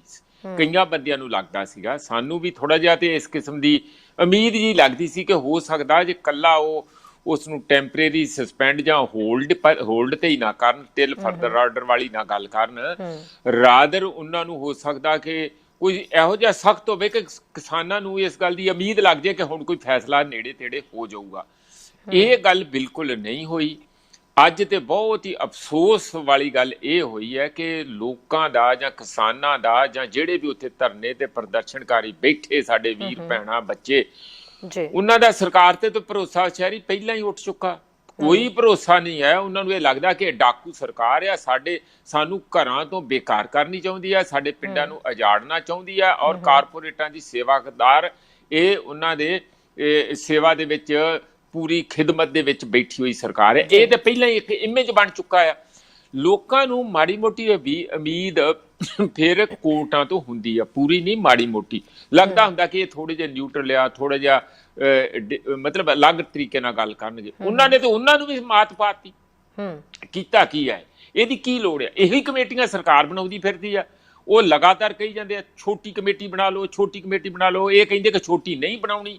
ਛੋਟੀ ਬਣਾਉਣ ਦੀ ਮਤਲਬ ਵੀ ਕੋਈ ਨਹੀਂ ਹੈ। 40-50 ਬੰਦੇ ਕੀ ਹੁੰਦੇ ਆ ਕਿਸੇ ਗੱਲ ਕਰਨ ਲਈ? ਉੱਥੇ ਕਿਤੇ 40-50 ਬੰਦੇ ਥੋੜੀ ਗੱਲ ਕਰਦੇ, ਬੰਦੇ ਤੇ 4 ਗੱਲਾਂ ਕਰਦੇ ਗਏ, ਬਾਕੀ ਸਾਰੇ ਉਹਨਾਂ ਦੇ ਵਿਟਨੈਸ ਆ। ਉਹਨਾਂ ਦਾ ਇੱਕ ਡੈਮੋਕ੍ਰੈਟਿਕ ਪ੍ਰੋਸੈਸ ਆ ਜਿਹਦੇ ਵਿੱਚ ਜੇ ਤੁਸੀਂ ਪਾਰਲੀਮੈਂਟ ਦੇ ਵਿੱਚ 540 ਬੰਦਿਆਂ ਤੋਂ ਉੱਪਰ ਬੈਠ ਸਕਦੇ ਆ, ਜੇ ਤੁਸੀਂ ਹੋਰ ਵੱਡੀਆਂ ਜਗ੍ਹਾ ਤੇ ਬੈਠ ਕੇ ਡਿਸਕਸ ਕਰ ਸਕਦੇ ਆ, ਤਾਂ ਫਿਰ ਇੱਥੇ ਬੈਠਣ ਦਾ ਕੀ ਹਰਜ ਹੈ? 40 ਬੰਦਿਆਂ 45 ਬੰਦਿਆਂ 'ਚ ਕੀ ਤਕਲੀਫ ਹੈ? ਕਿਉਂ ਛੋਟੀ ਕਮੇਟੀ ਬਣੇ ਜੀ? ਉਹ ਨਹੀਂ ਹੋਣਾ। ਹੁਣ ਇਹਨਾਂ ਨੇ ਫਿਰ ਉਹੀ ਗੱਲ ਦੁਬਾਰਾ ਫਿਰ ਕਮੇਟੀ ਬਣਾਤੀ। ਉਹ ਕਹਿੰਦਾ ਸੁਪਰੀਮ ਕੋਰਟ ਕਹਿੰਦੀ, ਬੈਂਚ ਕਹਿੰਦਾ ਦੇਖੋ ਜੀ ਇਹ ਸਾਡਾ ਪ੍ਰੀਵਿਊ ਆ, ਅਸੀਂ ਆਪਣੀ ਮਰਜ਼ੀ ਨਾਲ ਬਣਾਵਾਂਗੇ, ਸਾਨੂੰ ਕੋਈ ਰੋਕ ਨਹੀਂ ਸਕਦਾ। ਤੇ ਬਣਾਈ ਚਲੋ, ਆਪਣੇ ਘਰੇ ਬਿਠਾ ਰੱਖੋ। ਉਹ ਬਾਹਰ ਕਿੱਥੇ ਆਉਣਗੇ? ਕਮੇਟੀ ਕੋ ਕਿਸੇ ਨੇ ਨਹੀਂ ਜਾਣਾ, ਨਾ ਕਮੇਟੀ ਇਹਨਾਂ ਕੋਲ ਆਵੇ। ਕਮੇਟੀ ਆਉਣ ਦੀ ਉਹਨਾਂ ਦੇ ਕੋਲ ਜੁਰਤ ਹੀ ਨਹੀਂ ਹੈ। ਜਿਸ ਤਰ੍ਹਾਂ ਦੇ ਉਹ ਬੰਦੇ ਜੋ ਕੱਲ ਹੀ ਕਹਿਤਾ ਸੀਗਾ ਕਿਸਾਨ ਵੀਰਾਂ ਨੇ, ਤੇ ਅੱਜ ਫਿਰ ਉਹਨਾਂ ਨੇ ਪ੍ਰੈਸ ਕਾਨਫਰੰਸ ਕਰਕੇ ਬੜਾ ਠੋਕ ਕੇ ਕਹਿਤਾ ਕਿ ਇਹ ਕਿਸਮ ਦੀ ਮੁੱਦੇ ਨੂੰ ਉਲਝਾਉਣ ਵਾਲੀਆਂ ਗੱਲਾਂ, ਸੁਲਝਾਉਣ ਵਾਲੀਆਂ ਨਹੀਂ ਹੈ। ਇਹ ਸੁਪਰੀਮ ਕੋਰਟ ਦਾ ਫੈਸਲਾ ਵੀ ਨਿਰਾਸ਼ਾਜਨਕ ਆ। ਉਸੇ ਤਰੀਕੇ ਨਾਲ ਨਿਕਲਿਆ ਜਿਹਦਾ ਸਾਨੂੰ ਸ਼ੰਕਾ ਸੀਗਾ। ਸਸਪੈਂਸ਼ਨ ਤੇ ਸਾਨੂੰ ਕੋਈ ਕਿਸੇ ਕਿਸਮ ਦਾ ਅਸੀਂ ਐਗਰੀ ਨਹੀਂ ਕਰਦੇ। ਅਸੀਂ ਤੇ ਜਦ ਤੱਕ ਤਿੰਨੇ ਕਾਨੂੰਨ ਵਾਪਸ ਨਹੀਂ ਹੁੰਦੇ, ਜਿਹਨੂੰ ਰਿਪੀਲ ਕਹਿੰਦੇ ਆ, ਖਤਮ ਨਹੀਂ ਹੁੰਦੇ, ਅਸੀਂ ਉਦੋਂ ਤੱਕ ਇੱਥੋਂ ਨਹੀਂ ਜਾਵਾਂਗੇ। ਔਰ ਕਮੇਟੀ ਦਾ ਨਾਲ ਸਾਡਾ ਲੈਣਾ ਦੇਣਾ ਕੋਈ ਨਹੀਂ। ਅਸੀਂ ਨਾ ਕੋਰਟ ਚ ਗਏ ਆ, ਨਾ ਅਸੀਂ ਇਹਦੇ ਭਾਗੀ ਆ, ਜੋ ਮਰਜ਼ੀ ਕੋਰਟ ਕਰਦੀ ਫਿਰੇ। ਬਿਲਕੁਲ ਇਹ ਸਾਰਾ ਹੋਇਆ। ਤੁਸੀਂ ਹਾਂਜੀ ਮੈਂ ਨਿੱਕੀ ਗੱਲ ਇੱਕੋ ਹੀ ਸ਼ਾਇਰੀ ਹੋਰ ਕਹਿਣੀ ਚਾਹੁੰਦਾ ਸੀਗਾ। ਨਿੱਕੀ ਜੀ ਗੱਲ ਇੰਨੀ ਕਹਿਣੀ ਚਾਹੁੰਦਾ, ਤੁਸੀਂ ਕੋਸ਼ਿਸ਼ਾਂ ਦੇਖੋ, 2-3 ਤਰੀਕੇ ਦੀਆਂ ਕੋਸ਼ਿਸ਼ਾਂ ਸਰਕਾਰ ਇਸ ਐਜੀਟੇਸ਼ਨ ਨੂੰ ਖਤਮ ਕਰਦਿਆਂ ਕਰ ਰਹੀ ਆ। ਵਿੱਚੇ ਤੇ ਇਹ ਕਹੀ ਜਾਂਦੇ ਆ ਕਿ ਇੱਥੇ ਖਾਲਿਸਤਾਨੀ ਬੜੇ, ਅੱਜ ਉਹ ਕੋਰਟ 'ਚ ਲਿਖ ਦਿੱਤਾ, ਇਹ ਜੱਜਮੈਂਟ ਦੇ ਵਿੱਚ ਆ ਗਿਆ ਕਿ ਇੱਥੇ ਖਾਲਿਸਤਾਨੀ ਐਲੀਮੈਂਟ ਹੈ, ਜਿਵੇਂ ਇਸ ਕਿਸਮ ਦਾ ਹੈਗਾ। ਕਿਹੜੇ ਬੰਦੇ ਆ ਵੀ ਉਹਨਾਂ ਨੇ ਪ੍ਰੈਸ ਕਾਨਫਰੰਸ ਵਿੱਚ ਇਸ ਗੱਲ ਦੀ ਪੂਰੀ ਤਰੀਕੇ ਨਾਲ ਭਰਸਨਾ ਹੋਈ ਆ। ਅੱਜ ਕਿਸਾਨਾਂ ਨੇ ਕੀਤੀ ਆ ਕਿ ਇਹੋ ਜੀ ਕੋਈ ਸਾਡੇ 'ਚ ਗੱਲ ਨਹੀਂ। ਕੋਈ ਇੰਡੀਵਿਜੂਅਲ ਤਾਂ ਕੋਈ ਵੀ ਹੋ ਸਕਦਾ, ਕੋਈ ਨਾਰਾ ਲਾਈ ਜਾਵੇ ਬਿਲਕੁਲ। ਸਿੱਖ ਫॉर ਜਸਟਿਸ ਸੰਸਥਾ ਦੀ ਗੱਲ ਕੀਤੀ ਗਈ ਹੈ, ਹੋਰ ਕਮੇਟੀਆਂ ਦੀ ਗੱਲ ਕਹਿ ਕੇ ਖਾਲਿਸਤਾਨ ਦਾ ਮੁੱਦਾ ਜਿਹੜਾ ਉਹ ਫਿਰ ਤੋਂ ਉਠਾਇਆ ਗਿਆ। ਔਰ ਉਸ ਤੋਂ ਬਾਅਦ ਇਹ ਗੱਲ ਸਾਹਮਣੇ ਆਈ ਹੈ ਕਿ ਸੁਪਰੀਮ ਕੋਰਟ ਨੇ ਇਸ ਤੇ ਚਿੰਤਾ ਜ਼ਾਹਰ ਕੀਤੀ ਹੈ। ਜਦੋਂ ਖਾਲਿਸਤਾਨ ਦੇ ਮੁੱਦੇ ਦੀ ਗੱਲ ਆਈ ਤਾਂ ਬਹੁਤ ਤਰੀਕੇ ਦੇ ਟੈਗ ਫਿਰ ਤੋਂ ਲੱਗੇ ਨੇ ਕਿ ਉੱਥੇ ਮਾਹੌਲ ਵਿਗੜ ਸਕਦਾ ਹੈ, ਸਾਨੂੰ ਚਿੰਤਾ ਹੈ ਮਾਹੌਲ ਖਰਾਬ ਹੋਣ ਦੀ। ਇਹ ਕਿਉਂ ਬਾਰ-ਬਾਰ ਮਾਹੌਲ ਖਰਾਬ ਹੋਣ ਤੇ ਚਿੰਤਾ ਜਤਾਈ ਜਾ ਰਹੀ ਹੈ? ਕਦੀ ਕੇਂਦਰ ਸਰਕਾਰ ਚਿੰਤਾ ਦਿਖਾਉਂਦੀ ਹੈ ਤੇ ਹੁਣ ਸੁਪਰੀਮ ਕੋਰਟ। ਨਹੀਂ ਉਹਦਾ ਵਿੱਚ ਇਹੋ ਹੀ ਹੈ ਨਾ ਕਿ ਇਹਨਾਂ ਦੇ ਜਿਹੜੇ ਕੁਝ ਤੇ ਡਾਈਵਰਸ਼ਨਰੀ, ਕੁਝ ਡਿਵੀਜ਼ਨ ਪਾਉਣ ਵਾਲੇ ਜਿਹੜੇ ਟੈਕਟਿਕਸ ਆ, ਉਹ ਇਹੀ ਹੈ ਕਿ ਪਹਿਲਾਂ ਤੇ ਇਹਨਾਂ ਨੂੰ ਕਹਿ ਦਿਓ ਕਿ ਇੱਥੇ ਤੇ ਖਾਲਿਸਤਾਨ ਵਾਲੇ ਪੰਜਾਬੀ ਬੈਠੇ ਆ, ਤੇ ਤਾਂ ਕਿ ਹਰਿਆਣਾ ਅਲੱਗ ਹੋ ਜੇ, ਯੂਪੀ ਅਲੱਗ ਹੋ ਜੇ, ਬਾਕੀ ਆਲ ਇੰਡੀਆ ਜਿਹੜੇ ਇਹਨਾਂ ਨੂੰ ਅਲੱਗ ਥਲੱਗ ਪੈਣ। ਉਹ ਗੱਲ ਕਿਸਾਨਾਂ ਨੂੰ ਤਾਂ ਬੜੀ ਦੇਰ ਦੀ ਸਮਝ ਪੈ ਗਈ ਆ। ਉਹ ਬਿਲਕੁਲ ਇਸ ਗੱਲ ਦੀ ਚਾਲ 'ਚ ਨਹੀਂ ਆਉਣਗੇ। ਉੱਥੇ ਮੁਸਲਮਾਨ ਵੀ ਬੈਠੇ ਆ, ਉੱਥੇ ਹਿੰਦੂ ਵੀ ਬੈਠੇ ਆ, ਉੱਥੇ ਸਿੱਖ ਵੀ ਬੈਠੇ ਆ, ਉੱਥੇ ਈਸਾਈ ਵੀ ਬੈਠੇ, ਸਭ ਧਰਮਾਂ ਦੇ, ਸਾਰੇ ਮਜ਼ਹਬਾਂ ਦੇ, ਸਾਰੇ ਜਾਤਾਂ ਦੇ ਲੋਕ ਬੈਠੇ ਆ। ਇਹ ਪਹਿਲੀ ਵਾਰੀ ਹੈ ਕਿ ਇੱਕ ਸੈਕੂਲਰ ਇੰਡੀਆ ਜਿੱਥੋਂ ਦੇਖਣ ਨੂੰ ਐਨ ਜਿਹਦੀ ਇੱਕ ਦੂਜੇ ਨਾਲ ਤਾਲਮੇਲ ਆ, ਉਹ ਇੱਕ ਦਿਖ ਰਿਹਾ। ਤੇ ਉਹਤੇ ਅਚੀਵਮੈਂਟ ਹੀ ਬਹੁਤ ਵੱਡੀ ਆ। ਇਹ ਜਿਹੜੀ ਗੱਲ ਸ਼ਾਇਰੀ ਕਰ ਰਹੇ ਆ, ਇੱਕ ਤੇ ਇਹਨਾਂ ਨੇ ਇਸ ਤਰ੍ਹਾਂ ਕਰੀ ਜੀ ਇਹ ਨਕਸਲਾਈਟ ਆ। ਕੱਲ ਤੱਕ ਇਹਨਾਂ ਦੇ ਜਿਹੜੇ ਸਪੋਕਸਮੈਨ ਆ ਬੀਜੇਪੀ ਦੇ ਕਹਿ ਰਹੇ ਸੀ ਇਹ ਤੇ ਮਾਓਵਾਦੀ ਆ ਜੀ ਨਕਸਲਾਈਟ ਆ। ਹੁਣ ਅੱਜ ਕੋਰਟ ਦੇ ਵਿੱਚ ਜਾ ਕੇ ਖਾਲਿਸਤਾਨੀਆਂ ਦਾ ਰੌਲਾ ਪਾਤਾ। ਇਹ ਚੀਜ਼ਾਂ ਫੇਲ ਹੋ ਗਈਆਂ, ਨਹੀਂ ਚੱਲੀਆਂ। ਫਿਰ ਇਹਨਾਂ ਨੇ ਬਾਬੇ ਲਿਆਉਣੇ ਸ਼ੁਰੂ ਕੀਤੇ, ਅਕਾਲ ਤਖਤ ਦੇ ਜਥੇਦਾਰ ਨੂੰ ਵਿੱਚ ਪਾਇਆ, ਜਾਣੀ ਕੋਈ ਮੀਡੀਏਟਰ ਪਾਓ ਵੀ ਸਾਨੂੰ ਬਚਾਓ। ਫਿਰ ਇੱਕ ਹੋਰ ਬਾਬਾ ਲੱਖਾ ਸਿੰਘ ਜੀ, ਉੱਥੇ ਉਹਨਾਂ ਨੂੰ ਪਾ ਲਿਆ ਵਿੱਚ। ਉਹ ਵੀ ਗੱਲਾਂ ਨਹੀਂ ਚੱਲੀਆਂ। ਕਿਸ ਤਰ੍ਹਾਂ ਚੱਲੋਗੇ? ਸੱਚਾਈ ਨੂੰ ਤੁਸੀਂ ਫੇਸ ਹੀ ਨਹੀਂ ਕਰਨਾ ਚਾਹੁੰਦੇ। ਤੁਸੀਂ ਦੂਜਿਆਂ ਦੇ ਸਿਰ ਤੇ ਆਪਣੀ ਗੱਲ ਸੁੱਟ ਕੇ ਤੇ ਆਪਣੇ ਆਪ ਨੂੰ ਤੁਸੀਂ ਸੁਰਖਰੂ ਕਰਨਾ ਚਾਹੁੰਦੇ। ਹੁਣ ਕੋਰਟ ਨੂੰ ਪਾ ਲਿਆ। ਮੈਂ ਇਹ ਕਹਿਣਾ ਆਨਲਾਈਨ ਤੁਹਾਡੇ ਕੈਮਰੇ ਤੇ ਕਹਿ ਰਿਹਾ ਕਿ ਕੋਰਟ ਨੂੰ ਸਰਕਾਰ ਵੱਲੋਂ ਪਾਇਆ ਗਿਆ ਆਪਣੇ ਆਪ ਨੂੰ ਬਚਾਉਣ ਲਈ, ਜਿਹੜਾ ਕਿ ਬੁਰੀ ਤਰੀਕੇ ਨਾਲ ਫੇਲ ਹੋਇਆ। ਜੇ ਕੋਰਟ ਇੰਡੀਪੈਂਡੈਂਟਲੀ ਬਿਲਕੁਲ ਆਪਣੇ ਆਪ ਦੇ ਵਿੱਚ ਇੰਡੀਪੈਂਡੈਂਟ ਸਾਰੀ ਗੱਲ ਦਾ ਫੈਸਲਾ ਲੈਂਦੀ ਤਾਂ ਉਹਨਾਂ ਕੋਲ ਬਹੁਤ ਆਧਾਰ ਸੀਗਾ ਇਹਨਾਂ ਤਿੰਨਾਂ ਕਾਨੂੰਨਾਂ ਨੂੰ ਰਿਜੈਕਟ ਕਰਨ ਦਾ। ਨੰਬਰ 1, ਇਹ ਅਨਕਨਸਟੀਟਿਊਸ਼ਨਲ ਆ, ਇਹ ਸੈਂਟਰ ਦਾ ਪਰਵਿਊ ਨਹੀਂ ਹੈਗਾ। ਜਿਸ ਕਿਸਮ ਨਾਲ ਬਣਾਇਆ ਗਿਆ ਸੈਂਟਰ ਆ, ਉਹ ਜ਼ਬਰਦਸਤੀ ਬਣਾਇਆ ਗਿਆ। ਮੇਰੀ ਸਵੇਰੇ ਵੀ ਵਕੀਲਾਂ ਨਾਲ ਗੱਲ ਹੋਈ ਹੈ, ਕਿ ਬਾਈ ਐਂਡ ਲਾਰਜ ਜਿਹੜਾ ਆ ਇਹ ਪ੍ਰੀਵਿਊ ਹੀ ਸਟੇਟਾਂ ਦਾ ਹੈਗਾ, ਤੁਸੀਂ ਜੀ। ਉਹਦੇ ਤੇ ਕਰ ਸਕਦੇ ਸੀ। ਇਸੇ ਤਰੀਕੇ ਨਾਲ ਤੁਸੀਂ ਜਿਹੜਾ ਰਾਜ ਸਭਾ ਦੇ ਵਿੱਚ ਡਿਵੀਜ਼ਨ ਵੋਟ ਦੀ ਨਹੀਂ ਕੀਤੀ ਉਹਨੂੰ ਟੈਕਨੀਕਲ ਕਰ ਸਕਦੇ ਸੀ। ਹੋਰ ਬਹੁਤ ਸਾਰੇ ਤਰੀਕੇ ਆ ਕਿ ਅਸੀਂ ਲੋਕਾਂ ਦਾ ਫੰਡਾਮੈਂਟਲ ਰਾਈਟ ਹੈ ਜੀਣ ਦਾ, ਲਾਈਫ ਦਾ, ਇਹ ਉਹਦੇ ਤੇ ਤੁਸੀਂ ਬਿਲਕੁਲ ਇਹਨਾਂ ਨੂੰ ਰਿਜੈਕਟ ਕਰ ਸਕਦੇ ਆ। ਜੀਣ ਦੇ ਰਾਈਟ ਟੂ ਲਿਵ ਜਿਹੜਾ ਆ ਆਰਟੀਕਲ 21 ਦੇ ਆਧਾਰ ਦੇ ਉੱਤੇ।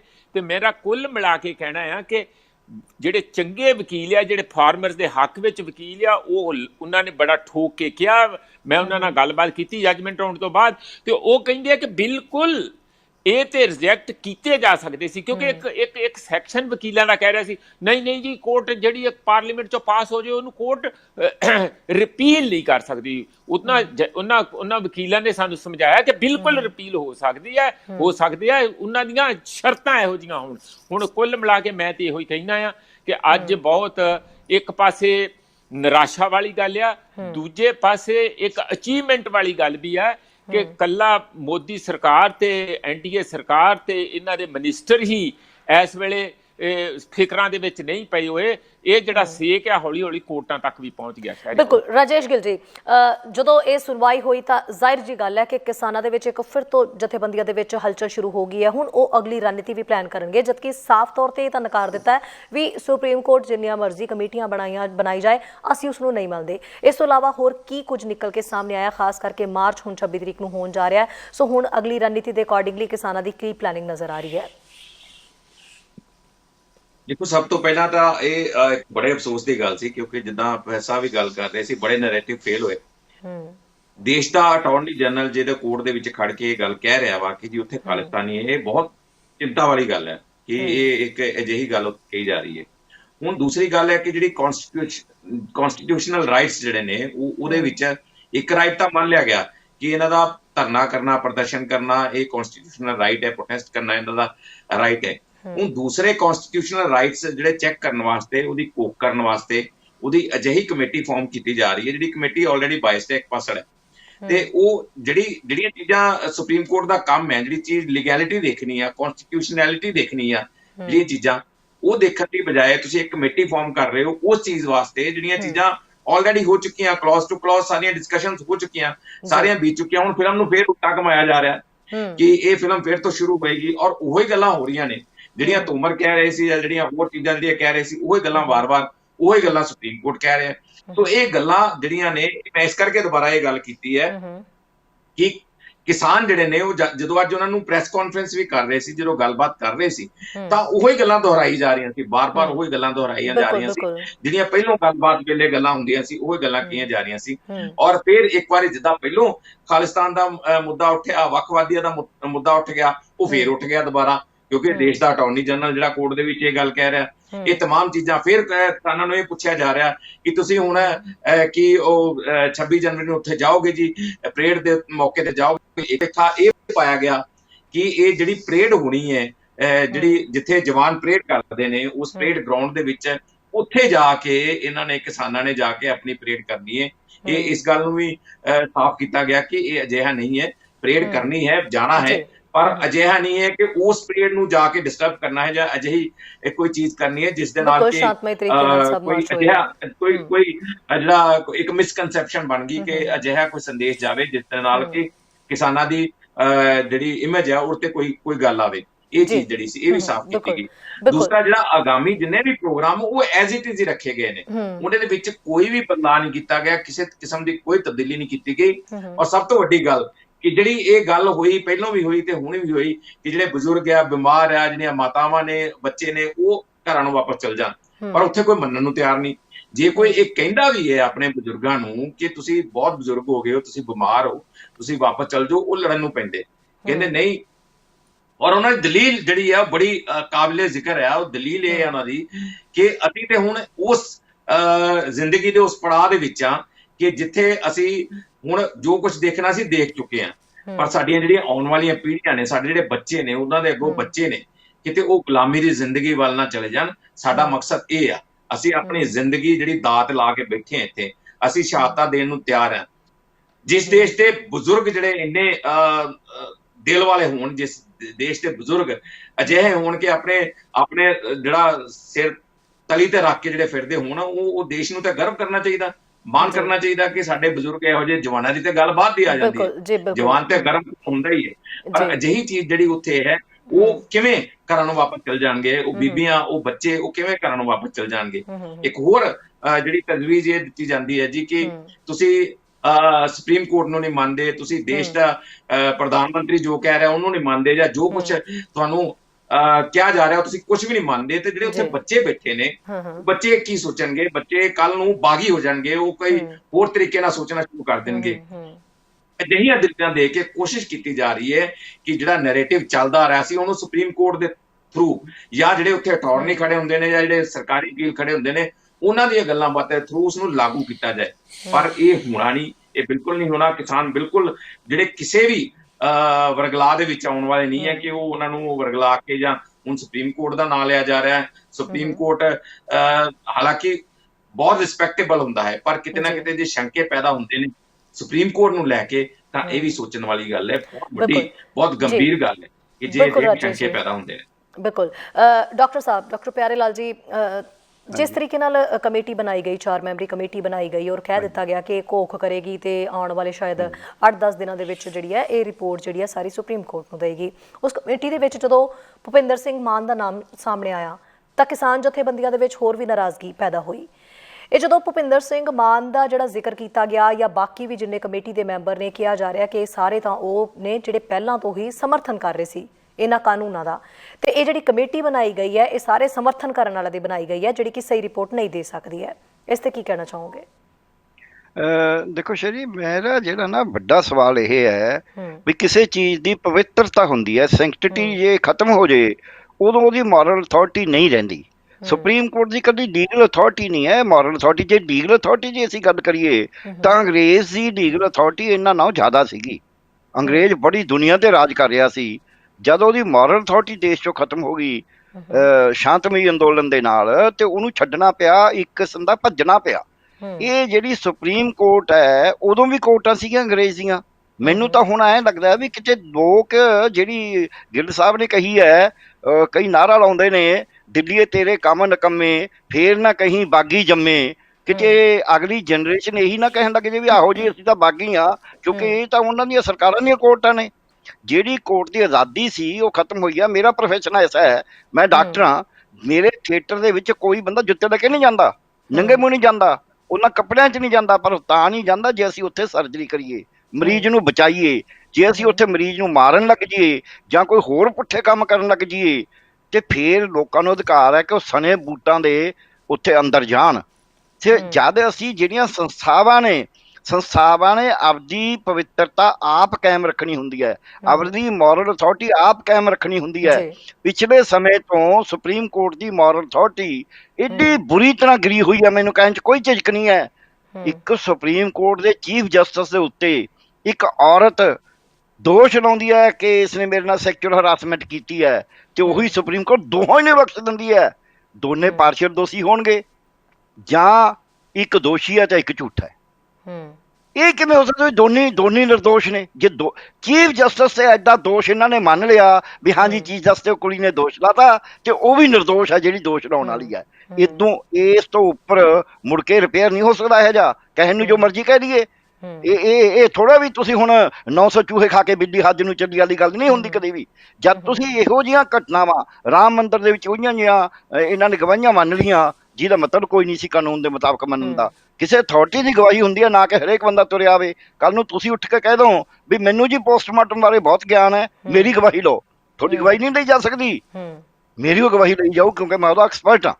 ਸੋ ਐਕਸਪਰਟ ਨੂੰ ਛੱਡ ਕੇ ਕਿਸੇ ਤੁਰੇ ਜਾਂਦੇ ਬੰਦੇ ਦੀ ਉਹ ਕਹੇ ਜੀ ਮੈਂ ਮਾਹਰ ਹਾਂ, ਉਹਦੀ ਗਵਾਹੀ ਲੈ ਕੇ ਮੰਨ ਲੈਣਾ ਉਸ ਗਵਾਹੀ ਨੂੰ, ਇਹ ਆਪਣੇ ਆਪ 'ਚ ਬਹੁਤ ਵੱਡੀ ਗੱਲ ਹੁੰਦੀ ਹੈ। ਸੋ ਸੁਪਰੀਮ ਕੋਰਟ ਨੂੰ ਇੱਕ ਮੌਕਾ ਸੀ ਇਸ ਵੇਲੇ। ਮੈਂ ਪਿੱਛੇ 15 ਦਿਨ ਪਹਿਲਾਂ ਕਿਹਾ ਸੀ ਵੀ ਸੁਪਰੀਮ ਕੋਰਟ ਕੋਲੇ ਇੱਕ ਮੌਕਾ ਸੀ ਐਸਾ ਕਿ ਆਪਣੀ ਸ਼ਾਖ ਨੂੰ ਬੜੀ ਚੰਗੀ ਤਰ੍ਹਾਂ ਬਹਾਲ ਕਰ ਸਕਦੀ ਸੀ। ਇਹਦੇ ਕਾਨੂੰਨਾਂ ਦੇ ਵਿੱਚ ਗੈਰ ਕਾਨੂੰਨੀ 3 ਗੱਲਾਂ ਨੇ। ਸੁਪਰੀਮ ਕੋਰਟ ਕਿਸੇ ਵੀ ਕਾਨੂੰਨ ਨੂੰ ਥੱਲੇ ਨਿਰਸਤ ਕਰ ਸਕਦੀ ਹੈ। ਉਹ ਕਿਵੇਂ ਕਰ ਸਕਦੀ ਹੈ? ਜਾਂ ਤਾਂ ਉਹ ਸੰਵਿਧਾਨ ਦੀ ਬੇਸਿਕ ਸਟਰਕਚਰ ਦੇ ਖਿਲਾਫ ਹੋਵੇ, ਜਾਂ ਉਹ ਸੰਵਿਧਾਨ ਦੇ ਜੋ ਸੈੱਟ ਕਾਇਦੇ ਕਾਨੂੰਨ ਨੇ ਉਹਦੇ ਖਿਲਾਫ ਹੋਵੇ, ਜਾਂ ਉਹ ਫੰਡਾਮੈਂਟਲ ਰਾਈਟ ਕਿਸੇ ਦੇ ਕਰਵ ਕਰਦੀ ਹੋਵੇ। ਜੀ ਇਹ ਜਿਹੜੀਆਂ ਨੇ, ਹਾਲਾਂਕਿ ਇੱਕ ਚੌਥੀ ਗੱਲ ਹੁੰਦੀ ਹੈ, ਉਹ ਕੋਰਟਾਂ ਦਖਲ ਨਹੀਂ ਦਿੰਦੀਆਂ ਕਿ ਵੀ ਇਹਨੂੰ ਠੀਕ ਤਰੀਕੇ ਨਾਲ ਵਿਧੀ ਵਿਧਾਨ ਵੀ ਇਹਦਾ ਠੀਕ ਹੋਇਆ ਜਾਂ ਨਹੀਂ। ਹੁਣ ਅਸੀਂ ਜੇ ਦੇਖੀਏ ਇਹਨਾਂ ਕਾਨੂੰਨਾਂ ਦੇ ਬਾਰੇ, ਇੱਕ ਤਾਂ ਇਹ ਹੈ ਕਿ ਸੰਵਿਧਾਨ ਦੀ ਬੇਸਿਕ ਸਟਰਕਚਰ ਹੈ ਸਾਡੀ Bharat, that is India is the union of states. ਇਹ ਯੂਨੀਅਨ ਆਫ ਸਟੇਟਸ ਹੈ ਤੇ ਸਟੇਟਾਂ ਦੇ ਕੋਈ ਰਾਈਟ ਨੇ। ਇਹ ਬੇਸਿਕ ਸਟਰਕਚਰ ਹੈ ਕਿ ਯੂਨੀਅਨ ਆਫ ਸਟੇਟਸ ਹੈ, ਇਹ ਕੰਟਰੀ ਵਾਲਾ ਹਿਸਾਬ ਨਹੀਂ ਉਸ ਤਰ੍ਹਾਂ ਦਾ। ਇਹ ਬੇਸਿਕ ਸਟਰਕਚਰ ਦੇ ਖਿਲਾਫ ਹੈ, ਤੁਸੀਂ ਤਾਂ ਸਟੇਟ ਨੂੰ ਜ਼ੀਰੋ ਕਰਤਾ ਸਭ ਨੂੰ। ਦੂਜੀ ਗੱਲ, ਜਿਹੜੀ ਸਟੇਟ ਲਿਸਟ ਦੇ ਵਿੱਚ ਹੈ ਖੇਤੀ ਦਾ ਠੇਕਾ, ਖੇਤੀ ਦਾ ਮੰਡੀਕਰਨ ਤੇ ਜ਼ਮੀਨ। ਜੀ ਠੇਕੇ ਦਾ ਜਿਹੜਾ ਕੌਨਕਰੈਂਟ ਲਿਸਟ ਦੇ ਵਿੱਚ ਕੰਟਰੈਕਟ ਐਕਟ ਹੈ, ਕੰਟਰੈਕਟ ਦਾ ਧਾਰਾ ਹੈ, ਉਹਦੇ ਚ ਲਿਖਿਆ ਐਕਸੈਪਟ ਐਗਰੀਕਲਚਰ। ਉਹਦੇ ਚ ਲਿਖਿਆ ਹੈ ਵੀ ਤੁਸੀਂ ਐਗਰੀਕਲਚਰ ਤੇ ਠੇਕੇ ਦੀ ਗੱਲ ਨਹੀਂ ਕਰ ਸਕਦੇ। ਇਹਨਾਂ ਨੇ ਠੇਕਾ ਖੇਤੀ ਬਣਾਤੀ, ਇਹਨਾਂ ਨੇ ਵਪਾਰ ਦੇ ਨਾਂ ਦੇ ਥੱਲੇ ਖੇਤੀ ਉਹ ਕਰਤੀ। ਸੋ ਇੱਕ ਤਾਂ ਇਹ ਸੰਵਿਧਾਨ ਦੀ ਜਿਹੜੀ ਦੂਜਾ ਪਾਰਟ ਹੈ ਕਿ ਸਟੇਟਾਂ ਦੇ ਅਧਿਕਾਰ ਸੀਗੇ, ਜਿਹੜੀ ਡਿਵੀਜ਼ਨ ਆਫ ਪਾਵਰਸ ਹੈ ਕੌਨਸਟੀਟਿਊਸ਼ਨ ਦੇ ਵਿੱਚ ਹੈ, ਉਹਨੂੰ ਤੋੜਿਆ, ਇਸ ਕਰਕੇ ਐਂਟੀ ਕੌਨਸਟੀਟਿਊਸ਼ਨ ਹੈ। ਇਸ ਤੋਂ ਅੱਗੇ ਜਿਹੜਾ ਹੈਗਾ essential commodity act. Essential commodity act ਦਾ ਜਿਹੜੀ ਇੱਕ ਧਾਰਾ ਹੈ ਸੰਵਿਧਾਨ ਦੇ ਵਿੱਚ 369 ਧਾਰਾ ਦੀ 7 ਅਕਤੂਬਰ 1949 ਨੂੰ ਬਹਿਸ ਹੋਈ ਕੌਨਸਟੀਟਿਊਟ ਅਸੈਂਬਲੀ ਦੀਆਂ ਬਹਿਸਾਂ ਦੇ ਵਿੱਚ। ਉਹਦੇ ਵਿੱਚ ਉਹ ਧਾਰਾ ਪਾਈ ਇਸ ਵਾਸਤੇ ਗਈ ਸੀ, ਭਾਰਤ ਸਰਕਾਰ ਨੂੰ ਹੱਕ ਇਸ ਵਾਸਤੇ ਦਿੱਤਾ ਗਿਆ ਸੀ ਜ਼ਰੂਰੀ ਵਸਤਾਂ ਦਾ ਕਾਨੂੰਨ ਬਣਾਉਣ ਦਾ ਕਿ ਦੇਸ਼ ਦੇ ਵਿੱਚ ਜ਼ਰੂਰੀ ਵਸਤਾਂ ਦੀ ਕਮੀ ਨਾ ਪੈਦਾ ਹੋ ਜੇ, ਭਾਅ ਅਸਮਾਨੇ ਨਾ ਚੜ ਜਾਣ, ਕੋਈ ਕਾਲਾ ਬਾਜ਼ਾਰੀ ਨਾ ਕਰੇ, ਕੋਈ ਜ਼ਖੀਰੇਬਾਜ਼ੀ ਨਾ ਕਰੇ। ਕਾਨੂੰਨ ਦੀ ਪਾਵਰ ਤਾਂ ਇਹ ਦਿੱਤੀ ਸੀ, ਇਹ ਤਾਂ ਪਾਵਰ ਹੀ ਨਹੀਂ ਦਿੱਤੀ ਤੁਸੀਂ ਜ਼ਖੀਰੇਬਾਜ਼ੀ ਅਲਾਓ ਕਰ ਸਕਦੇ ਹੋ। ਸੋ ਜਿਹੜੀ ਮੇਰੇ ਕੋਲ ਪਾਵਰ ਨਹੀਂ ਹੈ ਉਹ ਮੈਂ ਐਕਸਰਸਾਈਜ਼ ਕਿਵੇਂ ਕਰ ਸਕਦਾ? ਆਪਾਂ ਕਿਸੇ ਨੇ ਆਪਾਂ ਨੂੰ ਕਹਿਤਾ ਕਿ ਜੀ ਮੇਰੇ ਮਕਾਨ ਨੂੰ ਕਿਰਾਏ ਤੇ ਦੇ ਦਿਓ, ਇਹ ਪਾਵਰ ਦੇਤੀ, ਉਹਨੂੰ ਆਪਾਂ ਵੇਚ ਥੋੜ੍ਹਾ ਸਕਦੇ ਹਾਂ। ਸੋ ਇਸ ਕਰਕੇ ਇਹ ਪਾਵਰ ਨਹੀਂ ਸੀ। ਸੋ ਇਹ ਇਹਨਾਂ ਨੇ ਜਿਹੜਾ ਇਹ ਸਭ ਕੁਝ ਪਾਸ ਕਰਿਆ, ਇਹ ਪਾਸ ਕਰਕੇ ਇਹਨਾਂ ਨੇ ਦੇਸ਼ ਦੇ ਸੰਵਿਧਾਨ ਦੀਆਂ ਵੀ ਤਾਂ ਜਾਣੀਆਂ ਨੇ, ਰਾਈਟ ਟੂ ਲਿਵ ਆਰਟੀਕਲ 21 ਦੇ ਅੰਦਰ ਲੋਕਾਂ ਦਾ ਰਾਈਟ ਟੂ ਲਿਵ ਖੋਲਿਆ, ਜਿਹੜੀ ਅੰਪਲਾਇਮੈਂਟ ਖੋਲੀ।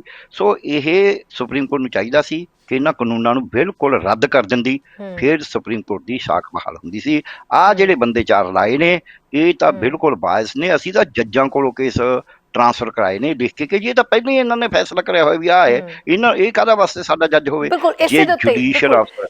ਜੀ ਇਸੇ ਦੇ ਉੱਤੇ ਪ੍ਰੋਫੈਸਰ ਮਨਜੀਤ ਜੀ ਤੁਹਾਨੂੰ ਸਵਾਲ ਹੈ ਕਿ ਕਮੇਟੀ ਬਣਾਈ ਗਈ, ਕਮੇਟੀ ਦੇ ਉੱਤੇ ਤਾਂ ਪਹਿਲਾਂ ਹੀ ਕਿਸਾਨਾਂ ਨੇ ਸਵਾਲ ਖੜੇ ਕਰ ਦਿੱਤੇ ਨੇ ਔਰ ਨੋ ਡਾਊਟ ਕਿ ਸਾਰੇ ਜਿੰਨੇ ਵੀ ਕਮੇਟੀ ਦੇ ਮੈਂਬਰ ਨੇ ਇਹ ਪਹਿਲਾਂ ਤੋਂ ਹੀ ਖੇਤੀਬਾੜੀ ਜਿਹੜੇ ਬਿੱਲ ਨੇ ਉਹਨਾਂ ਨੂੰ ਸਮਰਥਨ ਦੇ ਰਹੇ ਸੀਗੇ।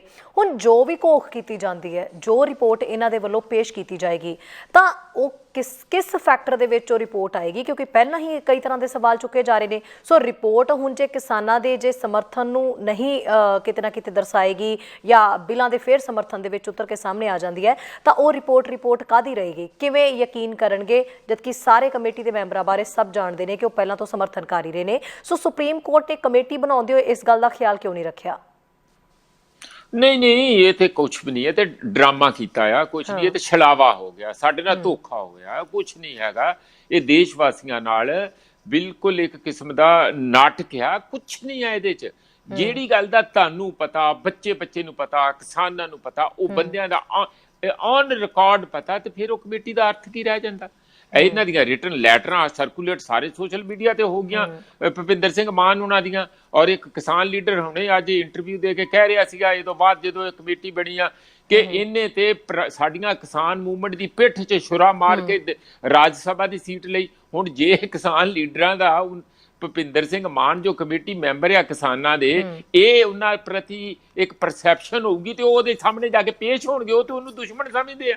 ਗੁਲਾਟੀ ਬਾਰੇ ਮੈਂ ਕੱਲੇ ਮੈਂਬਰ ਬਾਰੇ ਜਾਣਦੇ ਆ ਅਸੀਂ, ਗੁਲਾਟੀ ਦੇ ਹੈ ਹੀ ਸਰਕਾਰ ਦੇ ਬੰਦੇ, ਉਹ ਤੇ ਲਿਬਰਲ ਏਜੰਡੇ ਦੇ ਐਨ। ਉਹ ਇੰਡੀਅਨ ਐਕਸਪ੍ਰੈਸ 'ਚ ਉਹਨਾਂ ਦੇ ਲਗਾਤਾਰ ਆਰਟੀਕਲ ਛਪਦੇ, ਮੈਂ ਇੱਕ ਦੋ ਵਾਰੀ ਪੜ੍ਹੇ, ਮੈਨੂੰ ਪਤਾ ਲੱਗ ਗਿਆ, ਮੈਂ ਬਾਅਦ 'ਚ ਦੇਖ ਕੇ ਛੱਡ ਦੇਈਦੀ ਆ ਕਿਉਂਕਿ ਪੜ੍ਹਨ ਦੀ ਕੀ ਲੋੜ, ਜਦ ਪਤਾ ਹੀ ਹੈ ਕਿ ਇਹਨਾਂ ਨੇ ਕੀ ਕਰਨਾ, ਕੀ ਕੁਛ ਕਹਿੰਦੇ ਆ, ਕੀ ਕਮਾਉਂਦੇ, ਕੀ ਖਾਂਦੇ, ਸਾਰਾ ਪਤਾ ਹੈ। ਇਸੇ ਤਰ੍ਹਾਂ ਜਿਹੜੇ ਦੂਸਰੇ ਦੋ ਮੈਂਬਰ ਹੋਰ ਪਾਏ ਆ ਉਹਨਾਂ ਦੇ ਡਾਕੂਮੈਂਟਰੀ ਐਵੀਡੈਂਸ ਆ, ਅਲੱਗ-ਅਲੱਗ ਫਾਈਨੈਂਸ਼ੀਅਲ ਐਕਸਪ੍ਰੈਸ ਹੋਰ ਜਗ੍ਹਾ ਤੇ ਜਿਹੜੇ ਆਰਟੀਕਲ ਜਿਸ ਤਰ੍ਹਾਂ ਦੇ ਛਪਦੇ ਆ ਉਹ ਪੂਰੇ ਉਸ ਏਜੰਡੇ ਨੂੰ ਸਪੋਰਟ ਕਰ ਰਿਹਾ ਜਿਹਦੇ ਅਗੇਂਸਟ ਇਹ ਸਾਰਾ ਵਾਬਰੋਲਾ ਇਕੱਠਾ ਹੋਇਆ।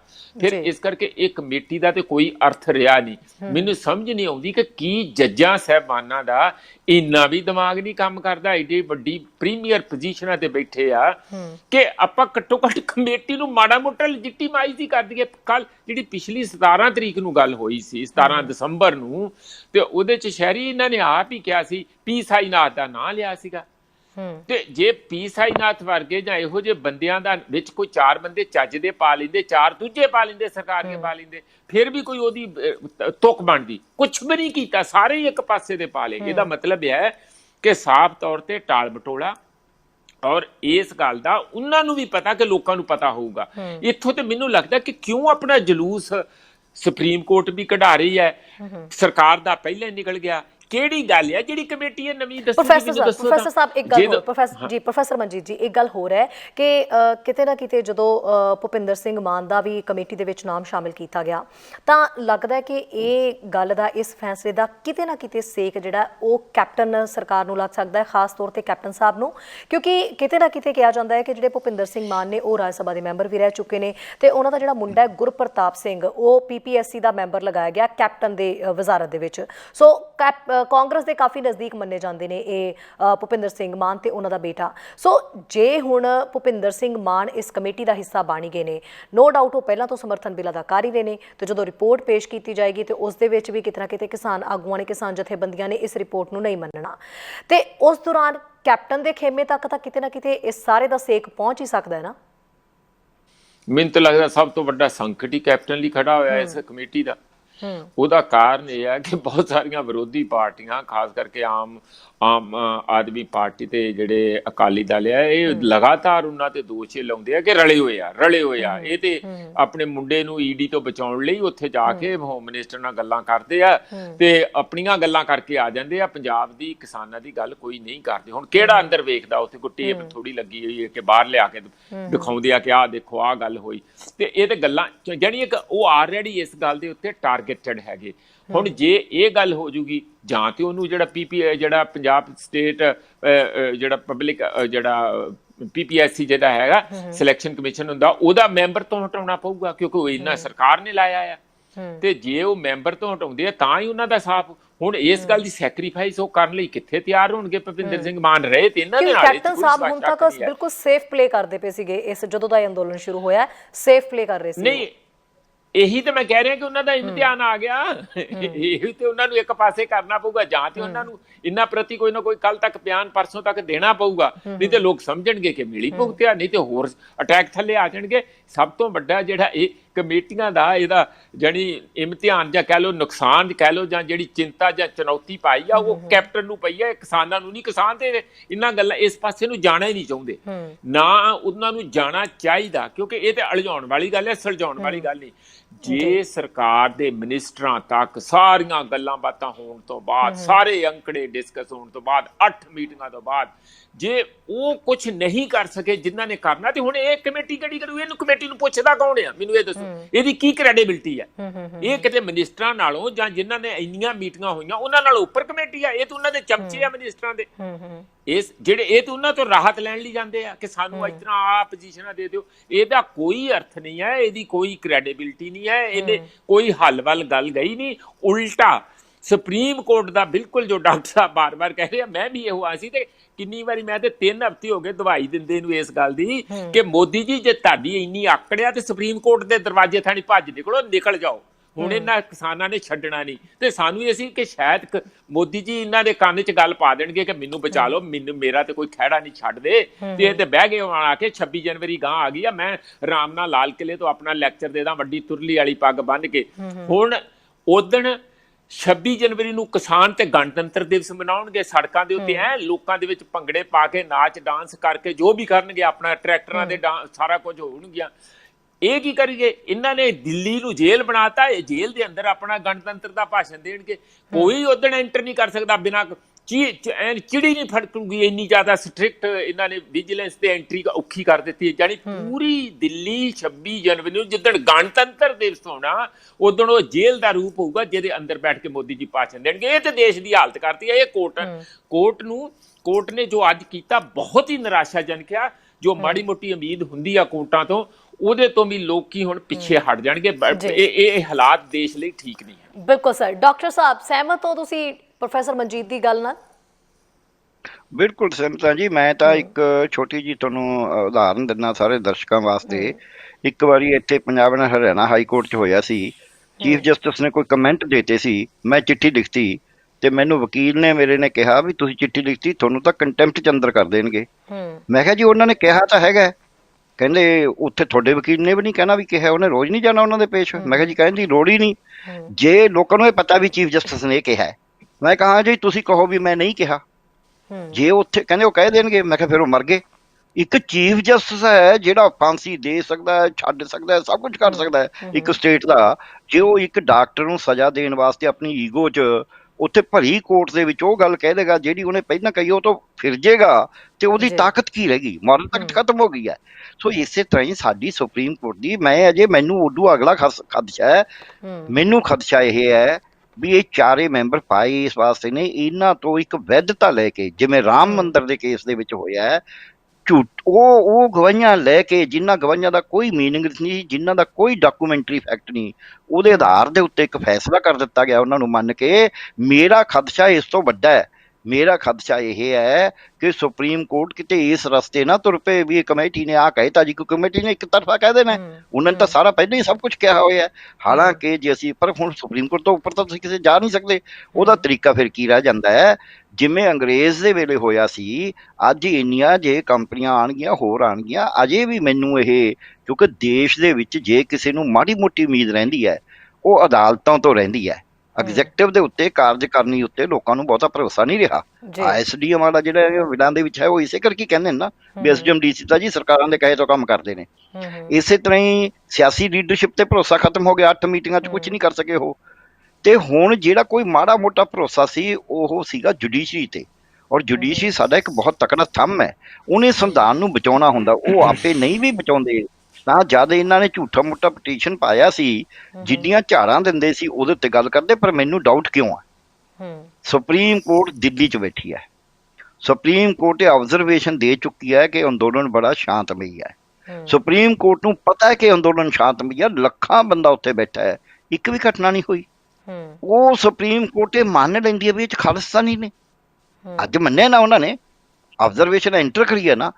ਇਹੋ ਜੀ ਜਿਹੜਾ ਰਸਤਾ ਜਿਸ ਪਾਸੇ ਨੂੰ ਮੈਨੂੰ ਲੱਗਦਾ ਹੈ ਸਰਕਾਰ ਤਾਂ ਹੋ ਗਈ ਫੇਲ ਪਹਿਲਾਂ ਇਹ ਗੱਲਾਂ ਕਰਕੇ, ਇਹੋ ਜਿਹੀਆਂ ਸ਼ੁਰੀਆਂ ਛੱਡ ਕੇ, ਇਹੋ ਜਿਹੇ ਦੋਸ਼ ਲਾ ਕੇ, ਵੱਖਵਾਦੀ ਨੇ, ਅੱਤਵਾਦੀ ਨੇ, ਨਕਸਲਾਈਟ ਨੇ, ਖਾਲਿਸਤਾਨੀ ਨੇ, ਇਹ ਸਾਰੇ ਦੋਸ਼ ਲਾ ਕੇ ਵਾਇਲੈਂਸ ਕਰਦੇ ਨੇ।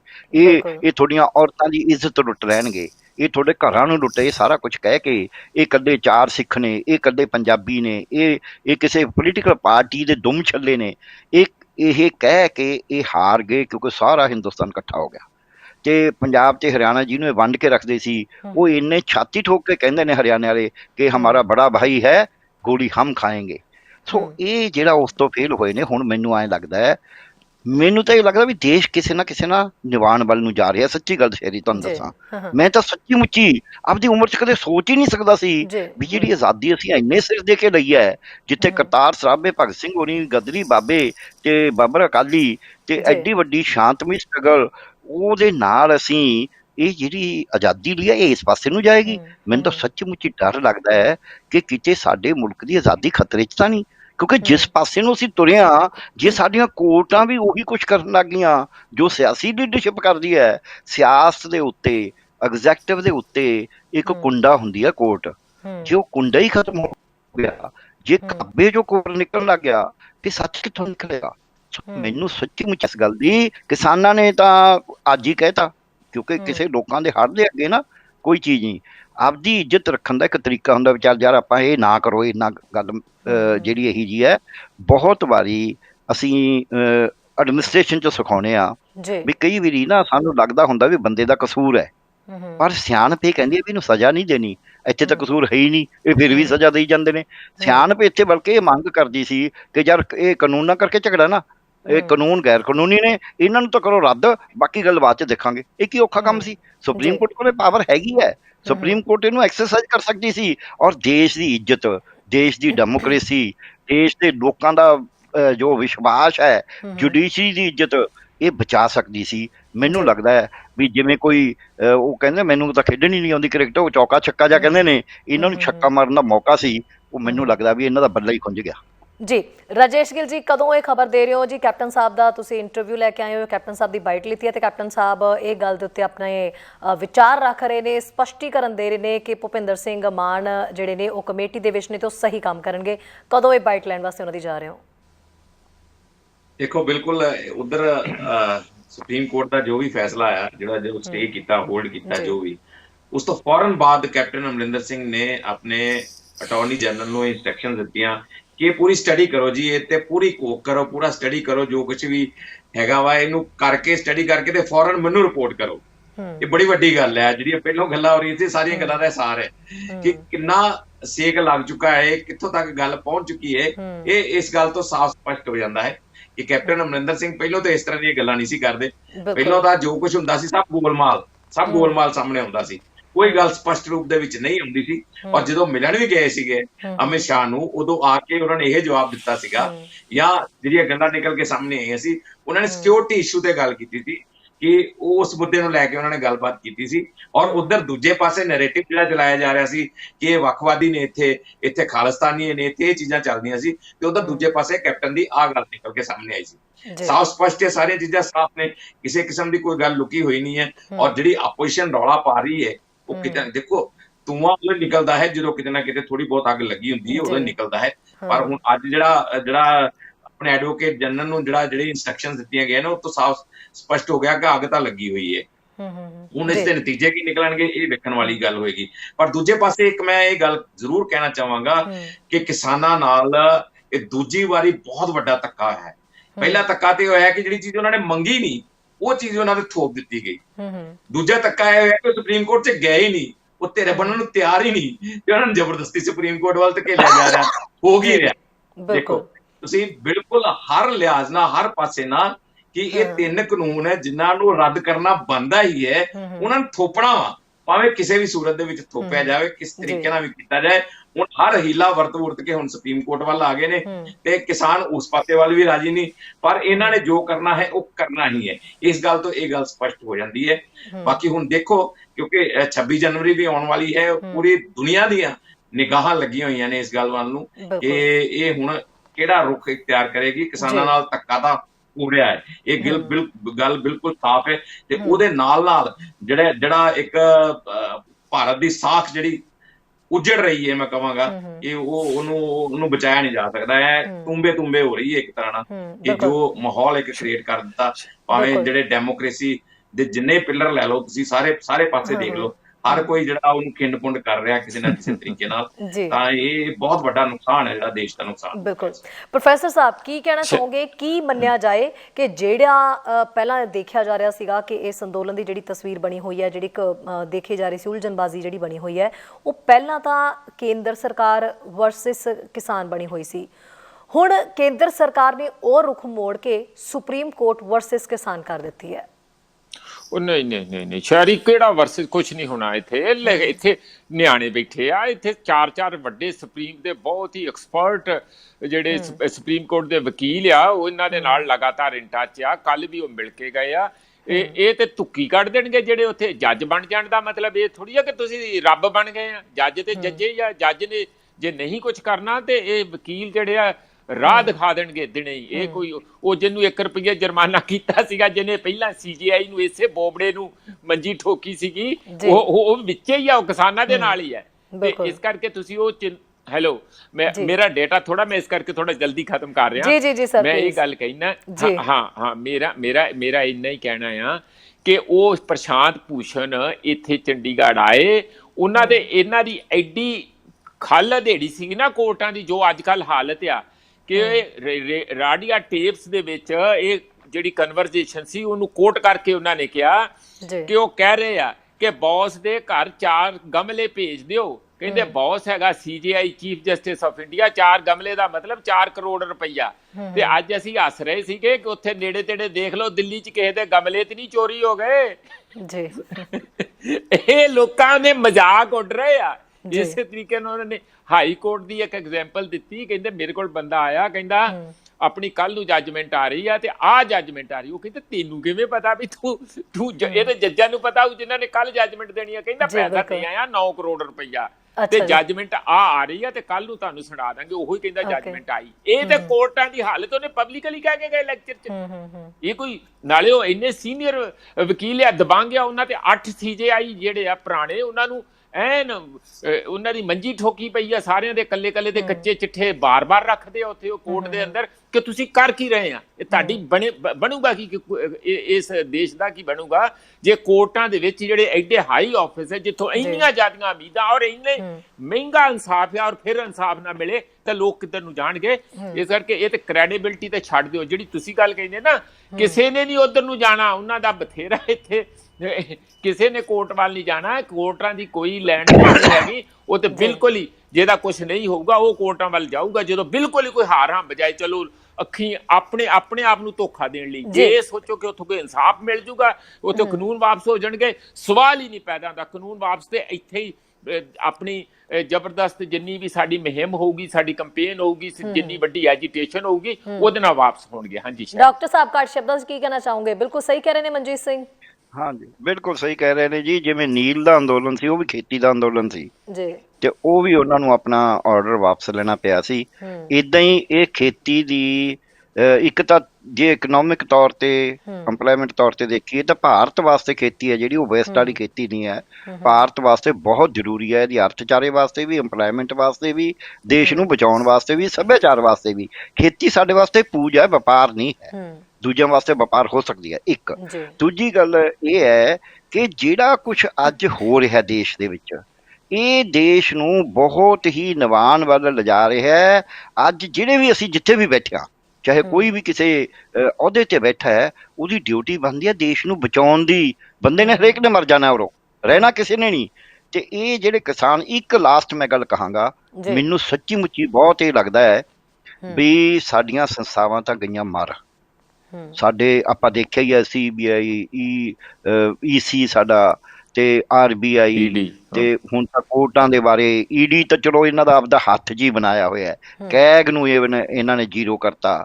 ਤੇ ਪਰ ਮੈਨੂੰ ਇਹ ਲੱਗਦਾ ਹੈ ਵੀ ਲੋਕਾਂ ਨੇ, ਜਿਨ੍ਹਾਂ ਨੇ ਅਨਪੜ੍ਹ ਕਹਿੰਦੇ ਨੇ, ਜਿਨ੍ਹਾਂ ਨੂੰ ਇਹ ਕਹਿੰਦੇ ਨੇ ਇਹਨਾਂ ਨੂੰ ਪਤਾ ਕੁਛ ਨਹੀਂ, ਇਹ ਮੂਰਖ ਨੇ, ਉਹ ਲੋਕਾਂ ਨੇ, ਬਜ਼ੁਰਗਾਂ ਨੇ, ਜਿਵੇਂ ਦੱਸਿਆ ਸੀ ਗਿੱਲ ਸਾਹਿਬ ਨੇ ਵੀ ਬਜ਼ੁਰਗ ਉੱਥੇ ਬੈਠੇ ਨੇ, ਉਹ ਕਹਿੰਦੇ ਨੇ ਭਾਈ ਅਸੀਂ ਤਾਂ ਅਗਲੀ ਪੀੜ੍ਹੀ ਬਚਾਉਣੀ ਆ, ਇੱਥੇ ਸ਼ਹੀਦੀ ਦੇਣ ਆਇਆ ਅਸੀਂ ਤਾਂ। ਉਹਨਾਂ ਨੇ ਇਕੱਠੇ ਹੋ ਕੇ ਆਪਸ ਵਿੱਚ ਭਾਈਚਾਰਾ ਵੀ ਮੇਨਟੇਨ ਕਰ ਰਿਹਾ। ਦੇਸ਼ ਦੀ ਆਜ਼ਾਦੀ ਦੇ ਵਾਸਤੇ ਵੀ ਲੜਾਈ ਸ਼ੁਰੂ ਕਰ ਲਈ ਹੈ। ਇਹ ਆਜ਼ਾਦੀ ਦੀ ਲੜਾਈ ਹੈ, ਇਹ ਫੈਡਰਲਿਜ਼ਮ ਦੀ ਵੀ ਲੜਾਈ ਹੈ ਵੀ ਸਾਡੇ ਸੂਬਿਆਂ ਦੇ ਅਧਿਕਾਰ ਨੇ। ਸੋ ਇਹ ਮੈਨੂੰ ਆ ਲੱਗਦਾ ਵੀ ਜਿਨ੍ਹਾਂ ਨੂੰ ਅਸੀਂ ਕਹਿੰਦੇ ਨਾ ਬਹੁਤ ਸਿਆਣੇ ਪੜ੍ਹੇ ਲਿਖੇ ਨੇ, ਉਹ ਕਾਨੂੰਨੀ ਘੁੰਤਰਬਾਜ਼ੀਆਂ, ਸ਼ਬਦਾਵਲੀ ਔਖੀ ਵਰਤ ਕੇ ਤਾਂ ਕਰੀ ਜਾਂਦੇ ਨੇ, ਪਰ ਇੰਨੀ ਸਾਦੀ ਭਾਸ਼ਾ 'ਚ ਕਿ ਜੀ ਗੱਲ ਮੋਟੀ ਦੋ ਨੇ। ਇਹ ਖੇਤੀ ਸੂਬਿਆਂ ਦਾ ਵਿਸ਼ਾ ਹੈ, ਕਾਨੂੰਨ ਉਹਨਾਂ ਨੂੰ ਬਣਾਉਣ ਦਿਓ, ਤੁਸੀਂ ਕਾਨੂੰਨ ਕਰੋ ਰੱਦ, ਨਹੀਂ ਤਾਂ ਫਿਰ ਅਸੀਂ ਐਜੀਟੇਟ ਕਰਦੇ ਹਾਂ। ਉਹਦੇ 'ਚ ਸਾਰੇ ਇਕੱਠੇ ਹੋ ਗਏ, ਸਾਰੇ ਭਾਈ ਬਣ ਗਏ, ਸਾਰੇ ਝਗੜੇ ਮਿਟ ਗਏ। ਮੈਂ ਪਿੰਡਾਂ 'ਚ ਜਾਂਦਾ, ਪਿਛਲੇ ਦਿਨਾਂ 'ਚ ਮੈਂ ਕਈ ਜਗ੍ਹਾ 'ਤੇ ਜਾ ਕੇ ਆਇਆ, ਲੋਕ ਇੰਨੇ ਸ਼ਹਿਰੀ ਤਿਆਰ ਬੈਠੇ ਨੇ, ਉਹ ਕਹਿੰਦੇ ਭਾਵੇਂ ਸਾਡੇ ਹੁਣੀ ਗੋਲੀ ਮਾਰ ਦੇਣ। ਜਿੱਥੇ ਕਾਂਗਰਸ ਦੇ, BJP ਦੇ, ਆਪ ਵਾਲਿਆਂ ਦੇ, ਅਕਾਲੀਆਂ ਦੇ 4 ਧੜੇ ਬਣੇ ਹੋਏ ਸੀ ਇੱਕ ਪਾਰਟੀ ਦੇ ਵੀ, ਉਹ ਸਭ ਧੜੇ ਖਤਮ ਹੋ ਗਏ। ਖੇਤ ਮਜ਼ਦੂਰਾਂ ਤੇ ਕਿਸਾਨਾਂ ਦੀਆਂ ਲੜਾਈਆਂ ਘਟ ਗਈਆਂ। ਇਹ ਤਾਂ ਦੇਸ਼ ਨੂੰ ਸਿੱਧੇ ਪਾਸੇ ਲਿਜਾਣ ਵਾਲੀ ਗੱਲ ਹੈ। ਮੈਨੂੰ ਲੱਗਦਾ, ਮੈਂ ਤਾਂ ਮੋਦੀ ਸਾਹਿਬ ਦਾ ਲਾਸਟ ਤੇ ਧੰਨਵਾਦ ਕਰਾਂਗਾ ਕਿ ਉਹਨਾਂ ਨੇ ਦੇਸ਼ ਨੂੰ ਜਗਾਤਾ ਸੁੱਤੇ ਪਏ ਨੂੰ, ਤੇ ਆਜ਼ਾਦੀ ਦੀ ਦੂਜੀ ਲੜਾਈ ਹੈ। ਮੈਨੂੰ ਲੱਗਦਾ ਵੀ ਦੇਸ਼ ਆਜ਼ਾਦ ਹੋਏਗਾ। ਬਿਲਕੁਲ, ਬਹੁਤ-ਬਹੁਤ ਸ਼ੁਕਰੀਆ ਪਿਆਰੇ ਲਾਲ ਗਰਗ ਜੀ ਗੱਲਬਾਤ ਕਰਨ ਦੇ ਲਈ। ਮਨਜੀਤ ਸਰ ਬਹੁਤ-ਬਹੁਤ ਸ਼ੁਕਰੀਆ ਜੀ, ਤੁਸੀਂ ਆਪਣਾ ਕੀਮਤੀ ਸਮਾਂ ਕੱਢਿਆ, ਨਾਲ ਜੁੜੇ ਹੋ। ਸੋ ਰਾਜੇਸ਼ ਗਿੱਲ ਜੀ ਬਹੁਤ-ਬਹੁਤ ਧੰਨਵਾਦ ਜੀ। ਫਿਰ ਤੋਂ ਤੁਹਾਡੇ ਨਾਲ ਗੱਲਬਾਤ ਲਈ ਰਾਬਤਾ ਕਾਇਮ ਕਰਾਂਗੇ ਜੀ। ਸ਼ੁਕਰੀਆ, ਧੰਨਵਾਦ ਜੀ। ਸੋ ਸਾਡੇ ਤਿੰਨੇ ਪੈਨਲਿਸਟ ਮੌਜੂਦ ਸੀਗੇ, ਗੱਲਬਾਤ ਹੋ ਰਹੀ ਸੀਗੀ ਔਰ ਸਾਰਿਆਂ ਨੂੰ ਪਤਾ ਕਿ ਸੁਪਰੀਮ ਕੋਰਟ ਨੇ ਜਿਸ ਤਰੀਕੇ ਨਾਲ ਸੁਣਵਾਈ ਕੀਤੀ ਹੈ, ਕਮੇਟੀ ਬਣਾ ਦਿੱਤੀ ਹੈ, ਉਸ ਨੂੰ ਲੈ ਕੇ ਕਿਸਾਨ ਜਥੇਬੰਦੀਆਂ ਖੁਸ਼ ਨਹੀਂ ਹੈ। ਕਿਸਾਨ ਜਥੇਬੰਦੀਆਂ ਕੀ ਆਵਾਮ ਦੇ ਵਿੱਚ ਕੋਈ ਵੀ ਖੁਸ਼ ਨਹੀਂ ਹੈ, ਕਿਉਂਕਿ ਜਿਹੜੇ ਕਮੇਟੀ ਦੇ ਮੈਂਬਰ ਬਣਾਏ ਗਏ ਨੇ ਉਹ ਕਿਤੇ ਨਾ ਕਿਤੇ ਪਹਿਲਾਂ ਹੀ ਇਹਨਾਂ ਖੇਤੀਬਾੜੀ ਕਾਨੂੰਨਾਂ ਦਾ ਸਮਰਥਨ ਕਰਦੇ ਸੀ। ਸੋ ਹੁਣ ਉਹਨਾਂ ਦੇ ਵੱਲੋਂ ਰਿਪੋਰਟ ਪੇਸ਼ ਕਰਨਾ, ਚਾਹੇ ਪੱਖ 'ਚ ਹੋਵੇ ਚਾਹੇ ਪੱਖ ਦੇ ਵਿੱਚ ਨਾ ਹੋਵੇ। ਦੋਨੋਂ ਸੂਰਤ ਦੇ ਵਿੱਚ ਕਿਸਾਨ ਜਥੇਬੰਦੀਆਂ ਲਈ ਜਾਂ ਬਾਕੀ ਲੋਕਾਂ ਦੇ ਲਈ ਤਾਂ ਕੋਈ ਮਾਇਨੇ ਨਹੀਂ ਰੱਖਦੀ। ਸੁਪਰੀਮ ਕੋਰਟ ਤੇ ਕੇਂਦਰ ਸਰਕਾਰ ਦੇ ਲਈ ਮਾਇਨੇ ਜ਼ਰੂਰ ਰੱਖ ਸਕਦੀ ਹੈ। ਸੋ ਹੁਣ ਦੇਖਦੇ ਹਾਂ ਕਿ 26 ਜਨਵਰੀ ਦੇ ਮਾਰਚ ਦੇ ਵਿੱਚ ਕੀ ਹੁੰਦਾ ਹੈ ਜਾਂ ਉਸ ਤੋਂ ਪਹਿਲਾਂ ਸਰਕਾਰ ਦੇ ਵੱਲੋਂ ਕੀ ਮਾਮਲੇ ਦੇ ਉੱਤੇ ਕੋਈ ਨਵਾਂ ਰੁਖ ਅਖਤਿਆਰ ਕੀਤਾ ਜਾਂਦਾ ਹੈ। ਤੇ ਇਸ ਤੋਂ ਪਹਿਲਾਂ ਸੁਪਰੀਮ ਕੋਰਟ ਦੇ ਵਿੱਚ ਸੋਮਵਾਰ ਨੂੰ ਜੇ ਸੁਣਵਾਈ ਹੁੰਦੀ ਹੈ, ਜਿਹੜੀ ਪਰੇਡ ਕੱਢੀ ਜਾਣੀ ਹੈ ਜਾਂ ਜਿਹੜਾ ਮਾਰਚ ਕੀਤਾ ਜਾਣਾ 26 ਜਨਵਰੀ ਨੂੰ, ਉਸ ਨੂੰ ਲੈ ਕੇ ਸੁਣਵਾਈ ਦੇ ਵਿੱਚ ਸੋਮਵਾਰ ਨੂੰ ਕੀ ਰਿਪੋਰਟ ਨਿਕਲ ਕੇ ਸਾਹਮਣੇ ਆਉਂਦੀ ਹੈ, ਪੂਰੀ ਨਜ਼ਰ ਬਣੀ ਰਹੇਗੀ। ਫਿਰ ਤੋਂ ਨਵੇਂ ਅਪਡੇਟਸ ਦੇ ਨਾਲ ਜਲਦੀ ਮਿਲਾਂਗੇ। ਇਜਾਜ਼ਤ ਚਾਹੁੰਦੇ ਹਾਂ। ਸਤਿ ਸ਼੍ਰੀ ਅਕਾਲ। ਸਾਡਾ ਹਰ ਇੱਕ ਪ੍ਰੋਗਰਾਮ ਵੇਖਣ ਤੇ ਸਾਡੇ ਨਾਲ ਜੁੜਨ ਲਈ ਸਬਸਕ੍ਰਾਈਬ ਕਰੋ ਚੈਨਲ ਪੰਜਾਬੀ ਤੇ ਨੋਟੀਫਿਕੇਸ਼ਨ ਲਈ ਬੈਲ ਆਈਕਨ ਵਾਲੇ ਬਟਨ ਤੇ ਕਲਿੱਕ ਕਰੋ।